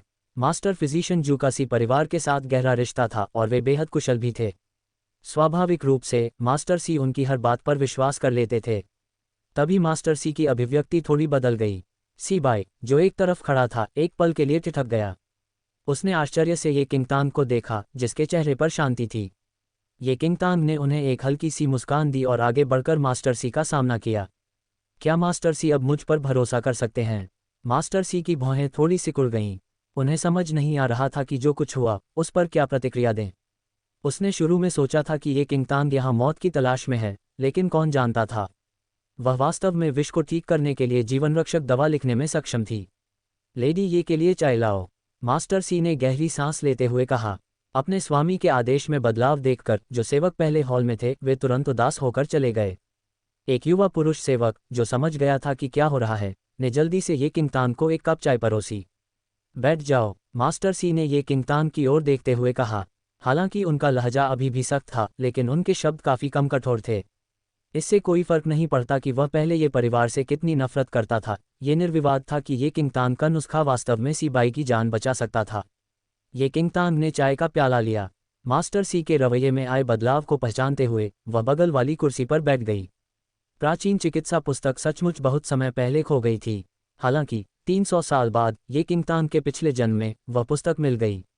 ये किंगतान ने पूरी पुस्तक को उलट पलट कर देखा था और अपनी फोटोग्राफिक मेमोरी की बदौलत वह पुस्तक की हर बात को स्पष्ट रूप से याद कर पाई थी। हालांकि सी बाई के शरीर में मौजूद बर्फ के जहर को आज के चिकित्सक एक लाइलाज बीमारी मानते थे, लेकिन 300 साल बाद यह कोई बड़ी बात नहीं रही। सी बाई भी निश्चिंत हो गया। अपने दादाजी के चेहरे पर आए बदलाव को देखकर वह चुपचाप हंसा और अपनी सीट पर वापस आ गया। हॉल का माहौल बहुत अजीब था, मानो उन्होंने घटनाओं के इस अचानक बदलाव के साथ तालमेल नहीं बिठाया था। मास्टर सी चुपचाप चाय की कुछ घूंटे लेते हुए जवाब की तलाश में गहरी नजरों से ये किंगतान को घूर रहे थे। आप मेरे तीसरे पोते को क्यों बचाना चाहते हैं? उसने कुछ देर बाद पूछा। आग और पानी की तरह सी परिवार को ये परिवार से गहरी नफरत है और वे कभी भी एक दूसरे के साथ नहीं रह सकते। ये परिवार की युवती होने के नाते आप हम सी परिवार की मदद क्यों करना चाहती हैं? उसने सवाल किया। हालांकि उसे नुस्खों की प्रामाणिकता पर विश्वास था, लेकिन वह ये किंगतान किसी परिवार की मदद करने की इच्छा के पीछे का कारण नहीं समझ पाया। ये किंग तांग ने उत्तर दिया, ये परिवार अब पहले जैसा ये परिवार नहीं रहा। मास्टर सी ने थोड़ा सा भौहें चढ़ाईं। मास्टर सी को पता होना चाहिए कि मेरे पिता की सेहत हाल के वर्षों में बिगड़ती जा रही है। ये परिवार के महापुरुष, जो लंबे समय से परिवार के कुलगुरु का पद चाहते थे, ने इसे मेरे पिता की सत्ता हथियाने के अवसर के रूप में देखा। अब मेरे पिता ये परिवार को नियंत्रित नहीं करते और ये निवास के अधिकांश लोग महापुरुष के पक्ष में हैं। महापुरुष की महत्वाकांक्षा को देखते हुए मेरे पिता और मैं दोनों ही उनके लिए कांटे बन गए हैं और वे हमसे छुटकारा पाने में जरा भी संकोच नहीं करेंगे, ये किंग तांग ने बिना किसी हड़बड़ी के कहा। मास्टर सी को अपनी सतर्कता कम करने के लिए उन्हें सच बोलना होगा, वरना सी परिवार की ये परिवार के प्रति नफरत के चलते वे अपने उद्देश्यों को प्राप्त नहीं कर पाएंगी। ये परिवार के महान बुजुर्ग शब्द सुनते ही मास्टर सी की भौहें तन गईं। मास्टर सी को शक था कि यही महान बुजुर्ग सीबाई की मां को जहर देने के पीछे का दोषी है। परिवार के कुलगुरु और उसके उत्तराधिकारी की हत्या की साजिश रचना परिवार के कुल में एक बड़ा अपराध है। अगर ये परिवार का महान बुजुर्ग आपको नुकसान पहुंचाना भी चाहे तो उसे भी सावधानी से काम लेना होगा। अगर यह खबर फैल गई तो वह परिवार का कुलगुरु नहीं बन पाएगा, मास्टर सी ने कहा, क्योंकि उसे ये किंग तांग की बातों पर आसानी से विश्वास नहीं हुआ। ये किंग तांग ने हंसते हुए जवाब दिया, अगर वह वास्तव में हमें नुकसान पहुंचाना चाहता है तो यह आसान होगा, है ना? वह एक क्षण रुकी और बोली, ये परिवार की एक लड़की और महान बुजुर्ग की जैविक पोती को कुछ दिन पहले यूनिक्सियाओ संप्रदाय में एक अपवाद के रूप में स्वीकार कर लिया गया था, जब यूनिक्सियाओ संप्रदाय के संप्रदाय गुरु ने उस पर मोहित हो गए थे। मुझे आश्चर्य है कि क्या आपने इसके बारे में सुना है? मास्टर सी युनशियाओ संप्रदाय सुनकर चौंक गए। युनशियाओ संप्रदाय एक विशाल शक्तिशाली संप्रदाय के रूप में प्रसिद्ध था, जिसके शिष्य इतने कुशल थे कि कोई भी शिष्य शाही दरबार को उलटने के लिए पर्याप्त शक्तिशाली था। मैंने इसके बारे में कुछ सुना है, ये किंग तांग ने हंसते हुए कहा। तो क्या मास्टर सी को पता है कि यूनिक्सियाओ संप्रदाय ने उस पर क्यों ध्यान दिया? मास्टर सी एक पल के लिए चुप रहे। मैंने सुना है कि येयू में सर्वोच्च श्रेणी की आत्मा की जड़ है। येयू के युनशियाओ संप्रदाय द्वारा चुने जाने की खबर लिन नगर में लंबे समय से फैल रही थी। इससे भी ज्यादा, ये परिवार के महान बुजुर्ग ने ही येयू के सर्वोच्च श्रेणी के आत्मिक मूल की खबर फैलाई थी। वह अचानक जोर से हंसी, जिसमें व्यंग्य की एक अवर्णनीय झलक थी। वह आत्मा की जड़ असल में मेरी ही थी। मास्टर सी एक पल के लिए अचंभित रह गए। वह आत्मा जड़ ये किंग तांग की थी। उसने अपनी कमीज थोड़ी ऊपर उठाई, जिससे उसका पेट दिखाई देने लगा। हालांकि वह सिर्फ 2 उंगलियों के बराबर था, फिर भी उसकी गोरी त्वचा पर एक भयानक निशान साफ दिखाई दे रहा था। ये तुम ही थे जिन्होंने खुद मेरा पेट चीरा, मेरी आत्मा की जड़ निकाली और उसे अपने शरीर में डाल दिया। ये सब महान बुजुर्ग का इरादा था। अपनी पोती को सर्वोच्च श्रेणी की आत्मा की जड़ दिलाने के लिए उन्होंने मुझे नुकसान पहुंचाने में जरा भी संकोच नहीं किया। फिर परिवार के कुलगुरु का पद छीनने के लिए उन्होंने मुझ जैसी बाधा को क्यों छोड़ा? उसने उदासीनता से अपनी कमीज नीचे कर दी और शांति से बोली, मानो उसने खुद उस सारे दुख का अनुभव न किया हो। इस दृश्य ने हॉल में मौजूद सभी लोगों को पूरी तरह से चौंका दिया। स्पिरिट रूट खोदने के लिए पेट को काटना, कैसी क्रूरता! हर शक्तिशाली व्यक्ति की सुरक्षित रहने और अपने लक्ष्यों को प्राप्त करने की क्षमता का मूल, साथ ही उसकी ऊर्जा का स्रोत आध्यात्मिक जड़ ही थी। किसी दूसरे की आध्यात्मिक जड़ को खोदकर अपने लिए इस्तेमाल करना न केवल घृणित था, बल्कि सबसे दुष्ट व्यक्ति के लिए भी निषिद्ध था। किसने सोचा होगा कि ये परिवार में वास्तव में ऐसा कृत्य हुआ होगा? मास्टर सी ने गहरी सांस ली। इस पल उन्हें आखिरकार एहसास हुआ कि ये किंग तांग सी परिवार के पास इसलिए आई थी ताकि उसके और उसके पिता के लिए कोई रास्ता निकाल सके। ये देखते हुए कि अब महान बुजुर्ग का ये परिवार पर पूर्ण नियंत्रण था, ऐसा लग रहा था कि आने वाले दिनों में पिता और बेटी दोनों खतरे में होंगे। चमकती और साफ आंखों से उसने मास्टर सी की ओर देखा और आगे कहा, ये दो नुस्खे तीसरे युवा मास्टर को उनकी मुश्किलों से बाहर निकलने में मदद कर सकते हैं और यह मेरी ईमानदारी का प्रमाण है। मैं न सिर्फ उन्हें दर्द से मुक्ति दिला सकती हूँ, बल्कि उन्हें सामान्य लोगों की तरह स्वस्थ भी बना सकती हूँ और यह सुनिश्चित कर सकती हूँ कि वे सैकड़ों साल तक जीवित रहें। उसके शब्दों ने मास्टर सी की कमजोरी पर चोट की। उन्होंने इतना प्रयास केवल इसलिए किया था ताकि सी बाय अधिक समय तक जीवित रहे। आप सी परिवार से क्या चाहते हैं कि वह आपके लिए करे? अगर आप चाहते हैं कि हम आपके लिए खड़े हों, तो मुझे डर है कि यह असंभव है। अगर हम ये परिवार को नुकसान पहुंचा सकते तो मैं आपके पूरे परिवार को बहुत पहले ही खत्म कर देता, मास्टर सी ने जवाब दिया। ये किंग तांग हंसी। मैं अपने लिए खड़ी होऊंगी और खुद बदला लूंगी। मुझे बस सी परिवार से मदद चाहिए। मास्टर सी ने वादा किया, आप कुछ भी पूछ सकते हैं, बशर्ते इसमें ये परिवार के भीतर की आंतरिक लड़ाई शामिल न हो। ये किंग तांग की आंखों में हंसी की एक झलक उभरी। उसे तो बस यही वादा चाहिए था। मैं चाहता हूं कि मास्टर सी मुझे किसी के पास भेजें। कौन? मूसू। मास्टर सी की अभिव्यक्ति बदल गई और उन्होंने ये किंग तांग को अजीब तरह से देखा। म्यूसू फॉलन स्टॉस सिटी का नगर स्वामी था। उसका नाम पूरे शहर में प्रसिद्ध था और उसकी कुशलताएं अतुलनीय थीं। वह एक अत्यंत शक्तिशाली और उच्च पदस्थ व्यक्ति था, जिसके कई सांप्रदायिक गुरुओं से घनिष्ठ संबंध थे। यहाँ तक कि राजा को भी म्यूसू को देखते ही अपना सिर नीचा करना पड़ता था। सी परिवार और म्यूसू के बीच घनिष्ठ संबंध थे। हालांकि सी परिवार में बहुत कम लोग ही इस बारे में जानते थे। ये किंगतान को ये बात कहाँ से पता चली? किंगतान को मूसू और सी परिवार के बीच के रिश्ते के बारे में जरूर पता था। अपने अतीत में जब ये यू ने सी परिवार का सफाया कर दिया था, तो मूसू ने उनसे बदला लिया था। अगर ये यू के गुरु ने समय रहते हस्तक्षेप न किया होता तो मूसू शायद उसे मार देती। म्यूसू एक विशिष्ट व्यक्ति थे जिनका विशेष दर्जा था। सी परिवार के प्रति ये किंगतान की सद्भावना के पीछे असली मकसद वही थे। उनके जैसा शक्तिशाली और प्रभावशाली व्यक्ति ही उन्हें एक उच्च कुल में भेजने की वकालत कर सकता था। केवल एक उत्कृष्ट शिष्य बनकर ही वह ये यू के साथ अपने मुकाबले के लिए पर्याप्त संपत्ति हासिल कर पाएगी। इस पर और विचार करने की ज़रूरत हो सकती है। चूंकि यह फैसला मेरा नहीं है, इसलिए पहले महामहिम म्यूसू से सलाह ज़रूर लेनी चाहिए। बूढ़े मास्टर सी लड़खड़ा गए, क्योंकि इस मामले में वे कोई फैसला नहीं ले सकते थे। ये किंगतान मुस्कुराए और बोली, मैं इंतज़ार करने को तैयार हूँ। उसे पूरा विश्वास था कि सी बाई की खातिर ओल्ड मास्टर सी मूसू को उससे मिलने के लिए मनाने में अपना सब कुछ लगा देंगे। बूढ़े मास्टर सी ने संक्षिप्त रूप से सिर हिलाया, मैं आपका अनुरोध महामहिम तक पहुंचा दूंगा, लेकिन याद रखें अंतिम निर्णय उनके ही हाथ में होगा। ऐसा कहने के बावजूद बूढ़े मास्टर सी ने अपने वादे को इस कथन के साथ पूरा करना नहीं भूले, मैं अपनी पूरी कोशिश करूंगा। ये किंगतान मास्टर सी को अग्रिम धन्यवाद देती है। ये किंगतान ने अपना आभार व्यक्त किया। कम से कम मैं इतना तो कर ही सकता हूँ। तुमने सानेर को बचा लिया है और हम सी परिवार कभी किसी के एहसानमंद नहीं रहे। बदले में एहसानों का आदान प्रदान तो अपेक्षित ही है। बूढ़े मास्टर सी ने निष्कर्ष निकाला। ये किंगतान हंसी। वह स्पष्ट रूप से सी परिवार की आज्ञाओं को जानती थी, अन्यथा वह उनके पास जाने के लिए इतनी दृढ़ नहीं होती। हालांकि वे उस समय सी बाई की दीर्घायु को बहाल करने की उसकी विधि के लिए कोई प्रतिफल देने में असमर्थ थे, लेकिन उसके द्वारा दी गई 2 नुस्खों की सूची सी परिवार की प्रशंसा अर्जित करने के लिए पर्याप्त थी। डॉक्टर जू ने ये किंगतान के साथ नुस्खों पर चर्चा करने का अवसर लिया। एक अनुभवी और प्रसिद्ध चिकित्सक द्वारा एक युवा लड़की को परामर्श देना, उसकी चिकित्सा विशेषज्ञता का बहुत सम्मान करना, वास्तव में देखने लायक दृश्य था।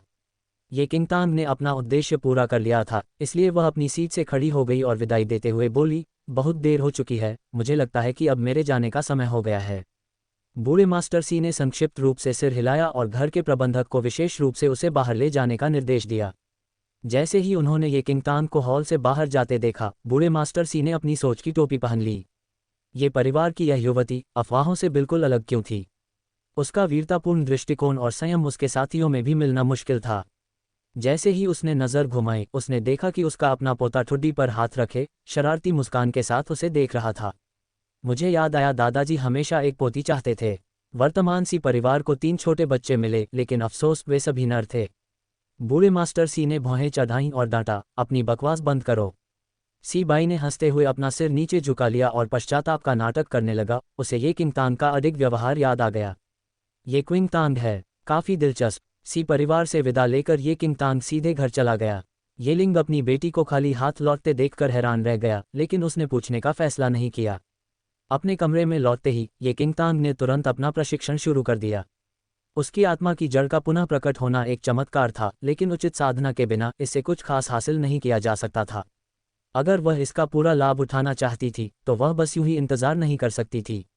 जब अंधेरा छा गया, तो ये किंगतान ने अपना प्रशिक्षण समाप्त किया। उसने अपना नाइट गाउन पहना और बिस्तर पर चली गई। गहरी नींद में सोती हुई उसे उस काले धुंधलेपन का बिल्कुल भी एहसास नहीं था जो राक्षस सम्राट के हृदय से निकल रहा था और उसकी छाती के नीचे धड़क रहा था। ये धुंधलेपन, जो उसकी आत्मा की जड़ के पुनरुत्थान में सहायक था, उसके शरीर से बाहर निकलने लगा। ये धुआं एक स्थान पर एकत्रित होकर एक छोटे काले गोले का रूप ले लिया, जो उसके सीने पर आकर बैठ गया। रात के अंधेरे में ये परिवार के द्वार पर 2 शक्तिशाली व्यक्ति प्रकट हुए। म्यूसू ने ये के घर की तरफ देखा। एक पल के लिए झिझकने के बाद उसने अपनी नज़र उस आदमी की तरफ घुमाई जो उसके सामने खड़ा था, वह भावशून्य रहस्य जिसका आकर्षण इस दुनिया से परे था। महाराज, क्या दानव सम्राट का हृदय यहाँ है?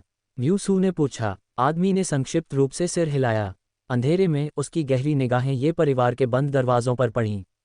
जैसे ही वह आदमी घर की ओर बढ़ा, दरवाजे अचानक खुल गए और अपने आप खुल गए। यहाँ इंतजार करें, उस आदमी ने गहरी और मधुर आवाज में आदेश दिया। म्यूसू ने श्रद्धापूर्वक आज्ञा का पालन किया और द्वार के बाहर पहरा देते हुए उस आदमी को श्रद्धापूर्वक देखा जो घर में कदम रख रहा था। ये किंगतान की छाती में दुबका हुआ छोटा सा काला गोला तेजी से कुछ गड़बड़ महसूस कर रहा था। उसका गोल आकार सहज ही कांप उठा और सीधे उसकी रजाई के नीचे जा गिरा। अगले ही पल ये किंगतान के कमरे का दरवाज़ा बिना किसी आवाज़ के खुल गया। दरवाजे के बाहर एक मजबूत शख्सियत दिखाई दी। पुरानी यादों के एक एहसास ने उस आदमी को ये किंगतान के पास जाने के लिए उकसाया। चांदनी रात में उसने उस बच्ची के खूबसूरत और सुडौल चेहरे को देखा जो मानो ईश्वर द्वारा मानव जाति को दिया गया उपहार हो, जबकि वह एक शिशु की तरह सो रही थी। जब उसने ये किंगतान की छाती पर अपना हाथ बढ़ाया तो उसकी गहरी आंखों में जरा सी भी हिचकिचाहट नहीं देखी गई। उसके हाथ की हथेली में महसूस की गई कोमलता ने क्षण भर के लिए उसकी कार्रवाई को रोक दिया, इससे पहले कि वह अपना इरादा फिर से शुरू कर पाता। ये किंगतान के हृदय स्थान से उसकी हथेली पर आभा की एक लहर इकट्ठी होने लगी। रजाई के नीचे छिपा वह छोटा सा काला गोला उस आदमी की हरकतों पर नजर रखे हुए था।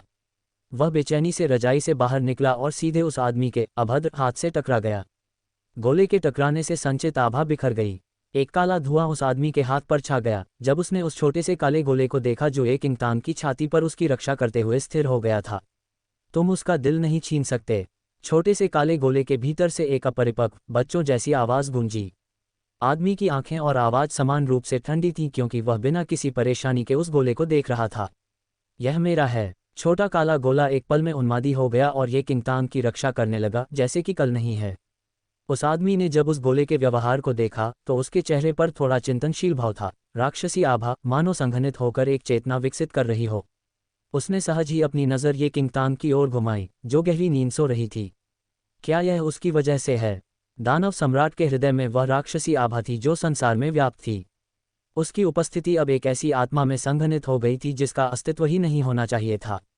क्या लड़की उस आभा को जगाने में कामयाब हो पाई थी? अब जब मेरी अपनी इच्छा शक्ति है तो तुम मुझे मिटा नहीं सकते। छोटा काला गोला चिल्लाया। यह मूल रूप से राक्षसी आभा थी जो दानव सम्राट के हृदय में सुप्त अवस्था में रहती थी। जब ये किंगतान ने इसकी उपस्थिति का आह्वान किया तो अंततः इसमें चेतना का रंग आ गया। अगर वह हृदय उस आदमी द्वारा पुनः प्राप्त कर लिया जाता तो वह हमेशा के लिए अपनी चेतना खो देता। वह ऐसा नहीं चाहता था। ये गायब नहीं होना चाहता था, बस एक चेतना होने के बाद।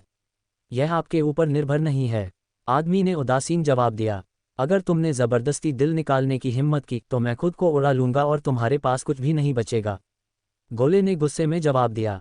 आदमी की आंखें थोड़ी सिकुड़ गईं और एक खतरनाक और डरावनी नज़र चमक उठी।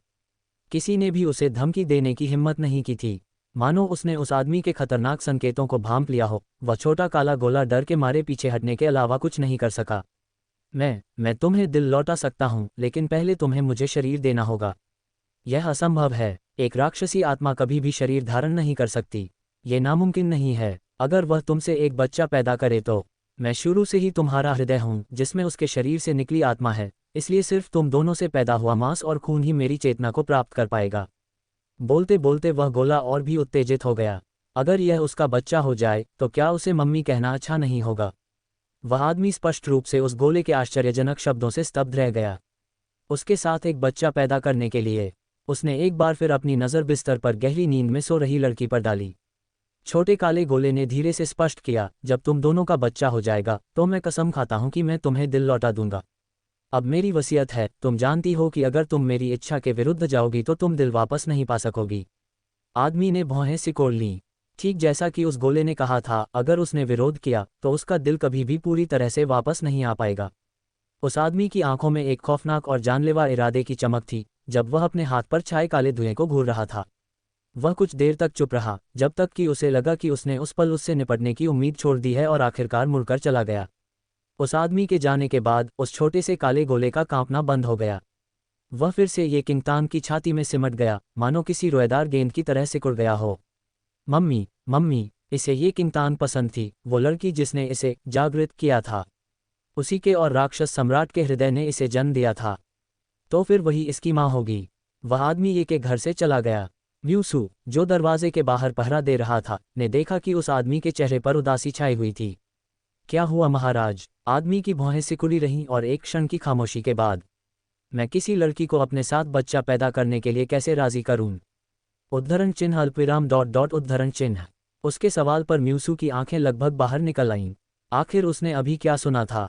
किसने सोचा होगा कि महान, भावशून्य और उदासीन राक्षस सम्राट ऐसा अविश्वसनीय प्रश्न पूछेगा? ये तो निर्भर करता है। म्यूसू के विचारों में बाढ़ आ गई। उसने गला साफ किया और जवाब देने से पहले थोड़ा झिझका। जब तक उनके बीच सच्चा प्यार है, मुझे विश्वास है कि लड़की उस आदमी के बच्चे पैदा करने को तैयार हो जाएगी। सच्चा प्यार। पहली बार उस आदमी के चेहरे पर अनिश्चितता का भाव दिखा, जो अनादिकाल से बर्फ जैसा बना हुआ था। ये किंगतांग ने एक सपना देखा, एक बहुत ही अजीब सपना। उसके सपने में एक छोटी सी काली गेंद उछल रही थी, जो उसका पीछा कर रही थी और उसे मम्मी कह रही थी। उसे समझ नहीं आया कि उसे ऐसा अजीब सपना क्यों आया, लेकिन जागने के बाद उसने जल्दी से उस सपने को पीछे छोड़ दिया। तरोताज़ा होने के बाद उसने अपनी योजनाओं पर विचार किया। कल उसने इसी परिवार में काम शुरू तो कर दिया था, लेकिन पूरी तैयारी से काम शुरू करने की उम्मीद करना अव्यावहारिक होगा। खैर, उसे कोई जल्दी नहीं थी, अपनी तैयारियां पूरी करने के लिए आधा महीना काफ़ी होगा। चूंकि उसका काम केवल सी परिवार या म्यूसू का समर्थन प्राप्त करना नहीं था, क्योंकि उन्हें बाहरी कारक माना जाता था, बल्कि अपने पिछले दुश्मनों से बदला लेना था। उसकी अपनी ताकत ही वास्तविक निर्णायक कारक थी। हालांकि उसे फिर से एक आध्यात्मिक जड़ का आशीर्वाद मिला था, फिर भी वह एक कमज़ोर पौधा था। उसे पूरी क्षमता से पोषण देकर पोषित करना था। ये किंगतांग अपने निवास से निकलकर शहर के उत्तर पूर्वी भाग में स्थित खजाने के मंडप की ओर बढ़ी। पवेलियन ऑफ ट्रेजर्स एक ऐसा ब्रांड था जो दुनिया भर में मशहूर था। सिर्फ लिन शहर में ही नहीं, बल्कि इसकी शाखाएं महाद्वीप के सभी प्रमुख शहरों में फैली हुई थीं। इसमें आपको विदेशी आभूषणों और वस्तुओं की भरमार देखने को मिलती थी। अगर आपके पास सिक्के हैं, तो कोई भी विदेशी खजाना आपके खजाने जितना ही मूल्यवान हो सकता है। एक भव्य और आलीशान 7 मंजिला शिवालय में खजानों का मंडप था। ये किंगतांग जब बहुत निराश थीं, तब एक बार वहां गई थीं।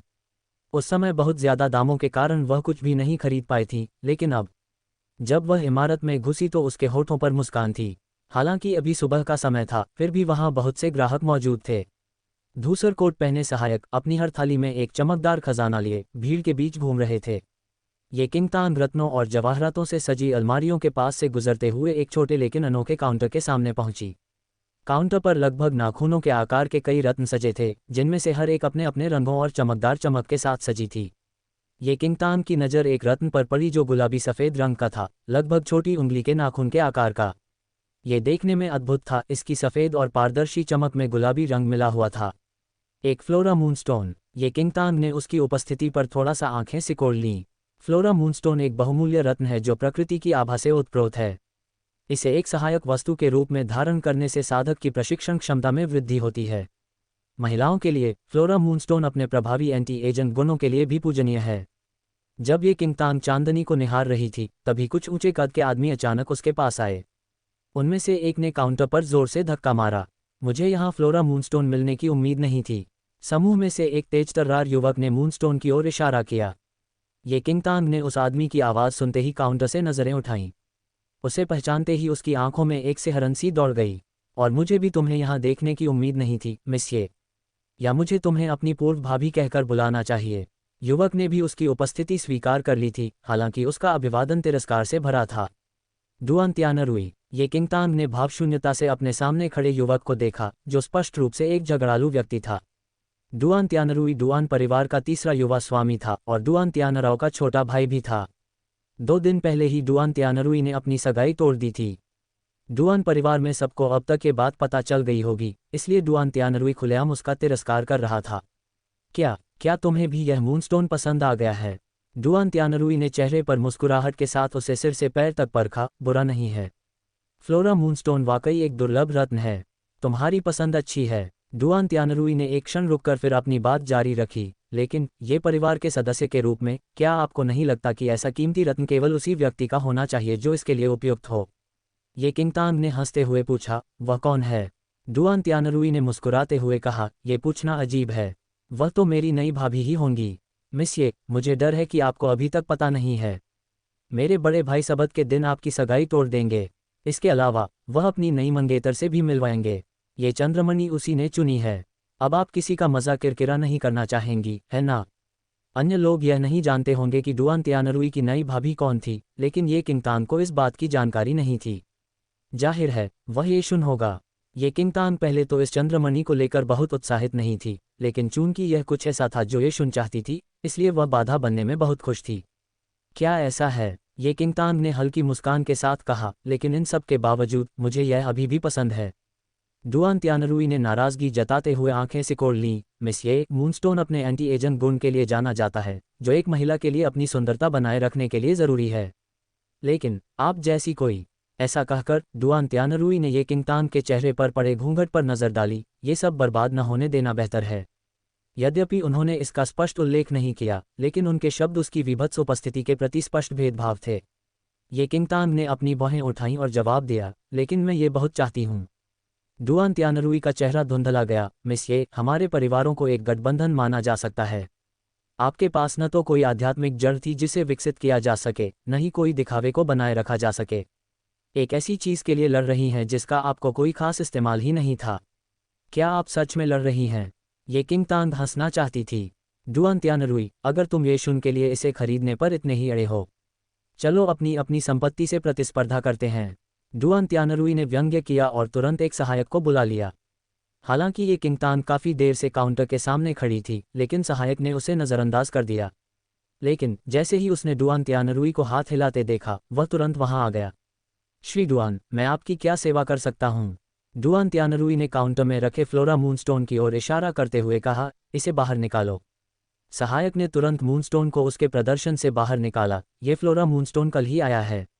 मुझे डर है कि आपको इसकी चमक जैसा दूसरा मूनस्टोन इस दुनिया में नहीं मिलेगा। डुआन त्यानरुई ने गौर से देखा तो उसकी क्वालिटी देखकर बहुत खुश हुआ। अपने प्रतिद्वंदी को न भूलते हुए उसने नजरें उठाकर ये किंगतान की तरफ देखा। इसकी कीमत क्या होगी? सहायक ने उत्तर दिया, 30,000 सोना। उन्होंने जो कीमत बताई वह इतनी जोरदार थी कि बुटीक में मौजूद अन्य ग्राहकों का ध्यान उसकी ओर आकर्षित हो गया। एक मटर के दाने के बराबर आकार के चंद्रमणि की कीमत 30,000 स्वर्ण के बराबर है। भगवान ही जानता था कि इसकी कीमत इतनी नहीं थी कि आम लोग जीवन भर में कमा सकें। यहाँ तक कि अभिजात वर्ग के लोगों को भी इतनी बड़ी राशि खर्च करने में कठिनाई हो सकती है। 30,000। मिस ये, क्या आप अब भी इसमें रुचि रखती हैं? डुआन त्यानरुई ने ये किंगतान को देखा। उसे डुआन त्यानराव से बहुत पहले ही पता चल गया था कि महापुरुष ने ये परिवार के मुखिया येलिंग से सारे अधिकार छीन लिए हैं। इसलिए उनकी बेटी होने के नाते ये किंगतान को केवल नाम मात्र की घर की महिला माना जा सकता था। अब जब उसके परिवार का वित्तीय नियंत्रण भी महापुरुष के हाथों में था, तो वह इतनी बड़ी रकम कभी नहीं दे सकती थी। ये किंगतान ने अपनी आंखें सिकोड़ लीं और एक डरावनी चमक बिखेर दी।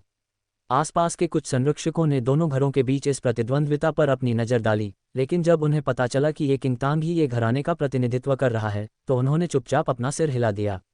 हालांकि डुआन त्यानराव द्वारा अपनी सगाई तोड़ने का मामला अभी तक सामने नहीं आया था, लेकिन इसकी अफवाहें लिन शहर में पहले ही फैल चुकी थीं। डुआन त्यानरुई के साथ इस सार्वजनिक विवाद ने इसकी वैधता को और पुष्ट कर दिया। चारों ओर उड़ रही उन सभी अफवाहों का सारांश ये था कि ये परिवार की यह महिला अब पहले जैसी प्रिय नहीं रही। वह डुआन त्यानरुई के साथ कैसे प्रतिस्पर्धा करेगी?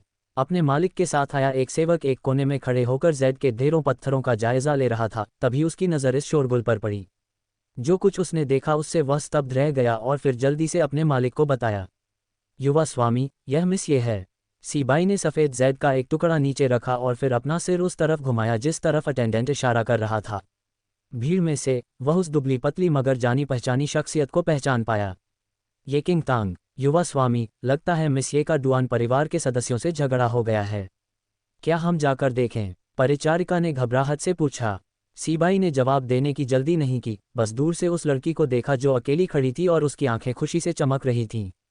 वह हंसा और सिर हिलाया, जरूरी नहीं है, वो तो ऐसे ही करती है। ये किंगतान की मुस्कान बहुत परिचित थी, ठीक उसी तरह जैसे उस समय थी जब वह सी घर में अपने दादा के साथ प्रतिस्पर्धा कर रही थी। उसने एक आत्मविश्वास और विजयी आचरण प्रदर्शित किया, लेकिन सीबाई ने अपनी नज़रें नहीं हटाईं, क्योंकि वह जानना चाहता था कि वह इस समस्या का समाधान कैसे करेगी। दूसरी ओर डुआन त्यानरुई अपने हाथ पर रखे चंद्रमणि से खेलते हुए उसकी हर परेशानी का आनंद ले रहा था। वह लंबे समय से ये किंगतांग और डुआन त्यानराव की सगाई से असंतुष्ट था। उसका बड़ा भाई, जो एक औरतों का चहेता है, उसे उसकी जैसी घिनौनी पत्नी के साथ रहना पड़ रहा है। शुक्र है कि उनकी सगाई टूट गई। उस रिश्ते के बिना उसे अब उसके साथ अच्छा व्यवहार करने की ज़रूरत नहीं है। Thanks for watching dear friends.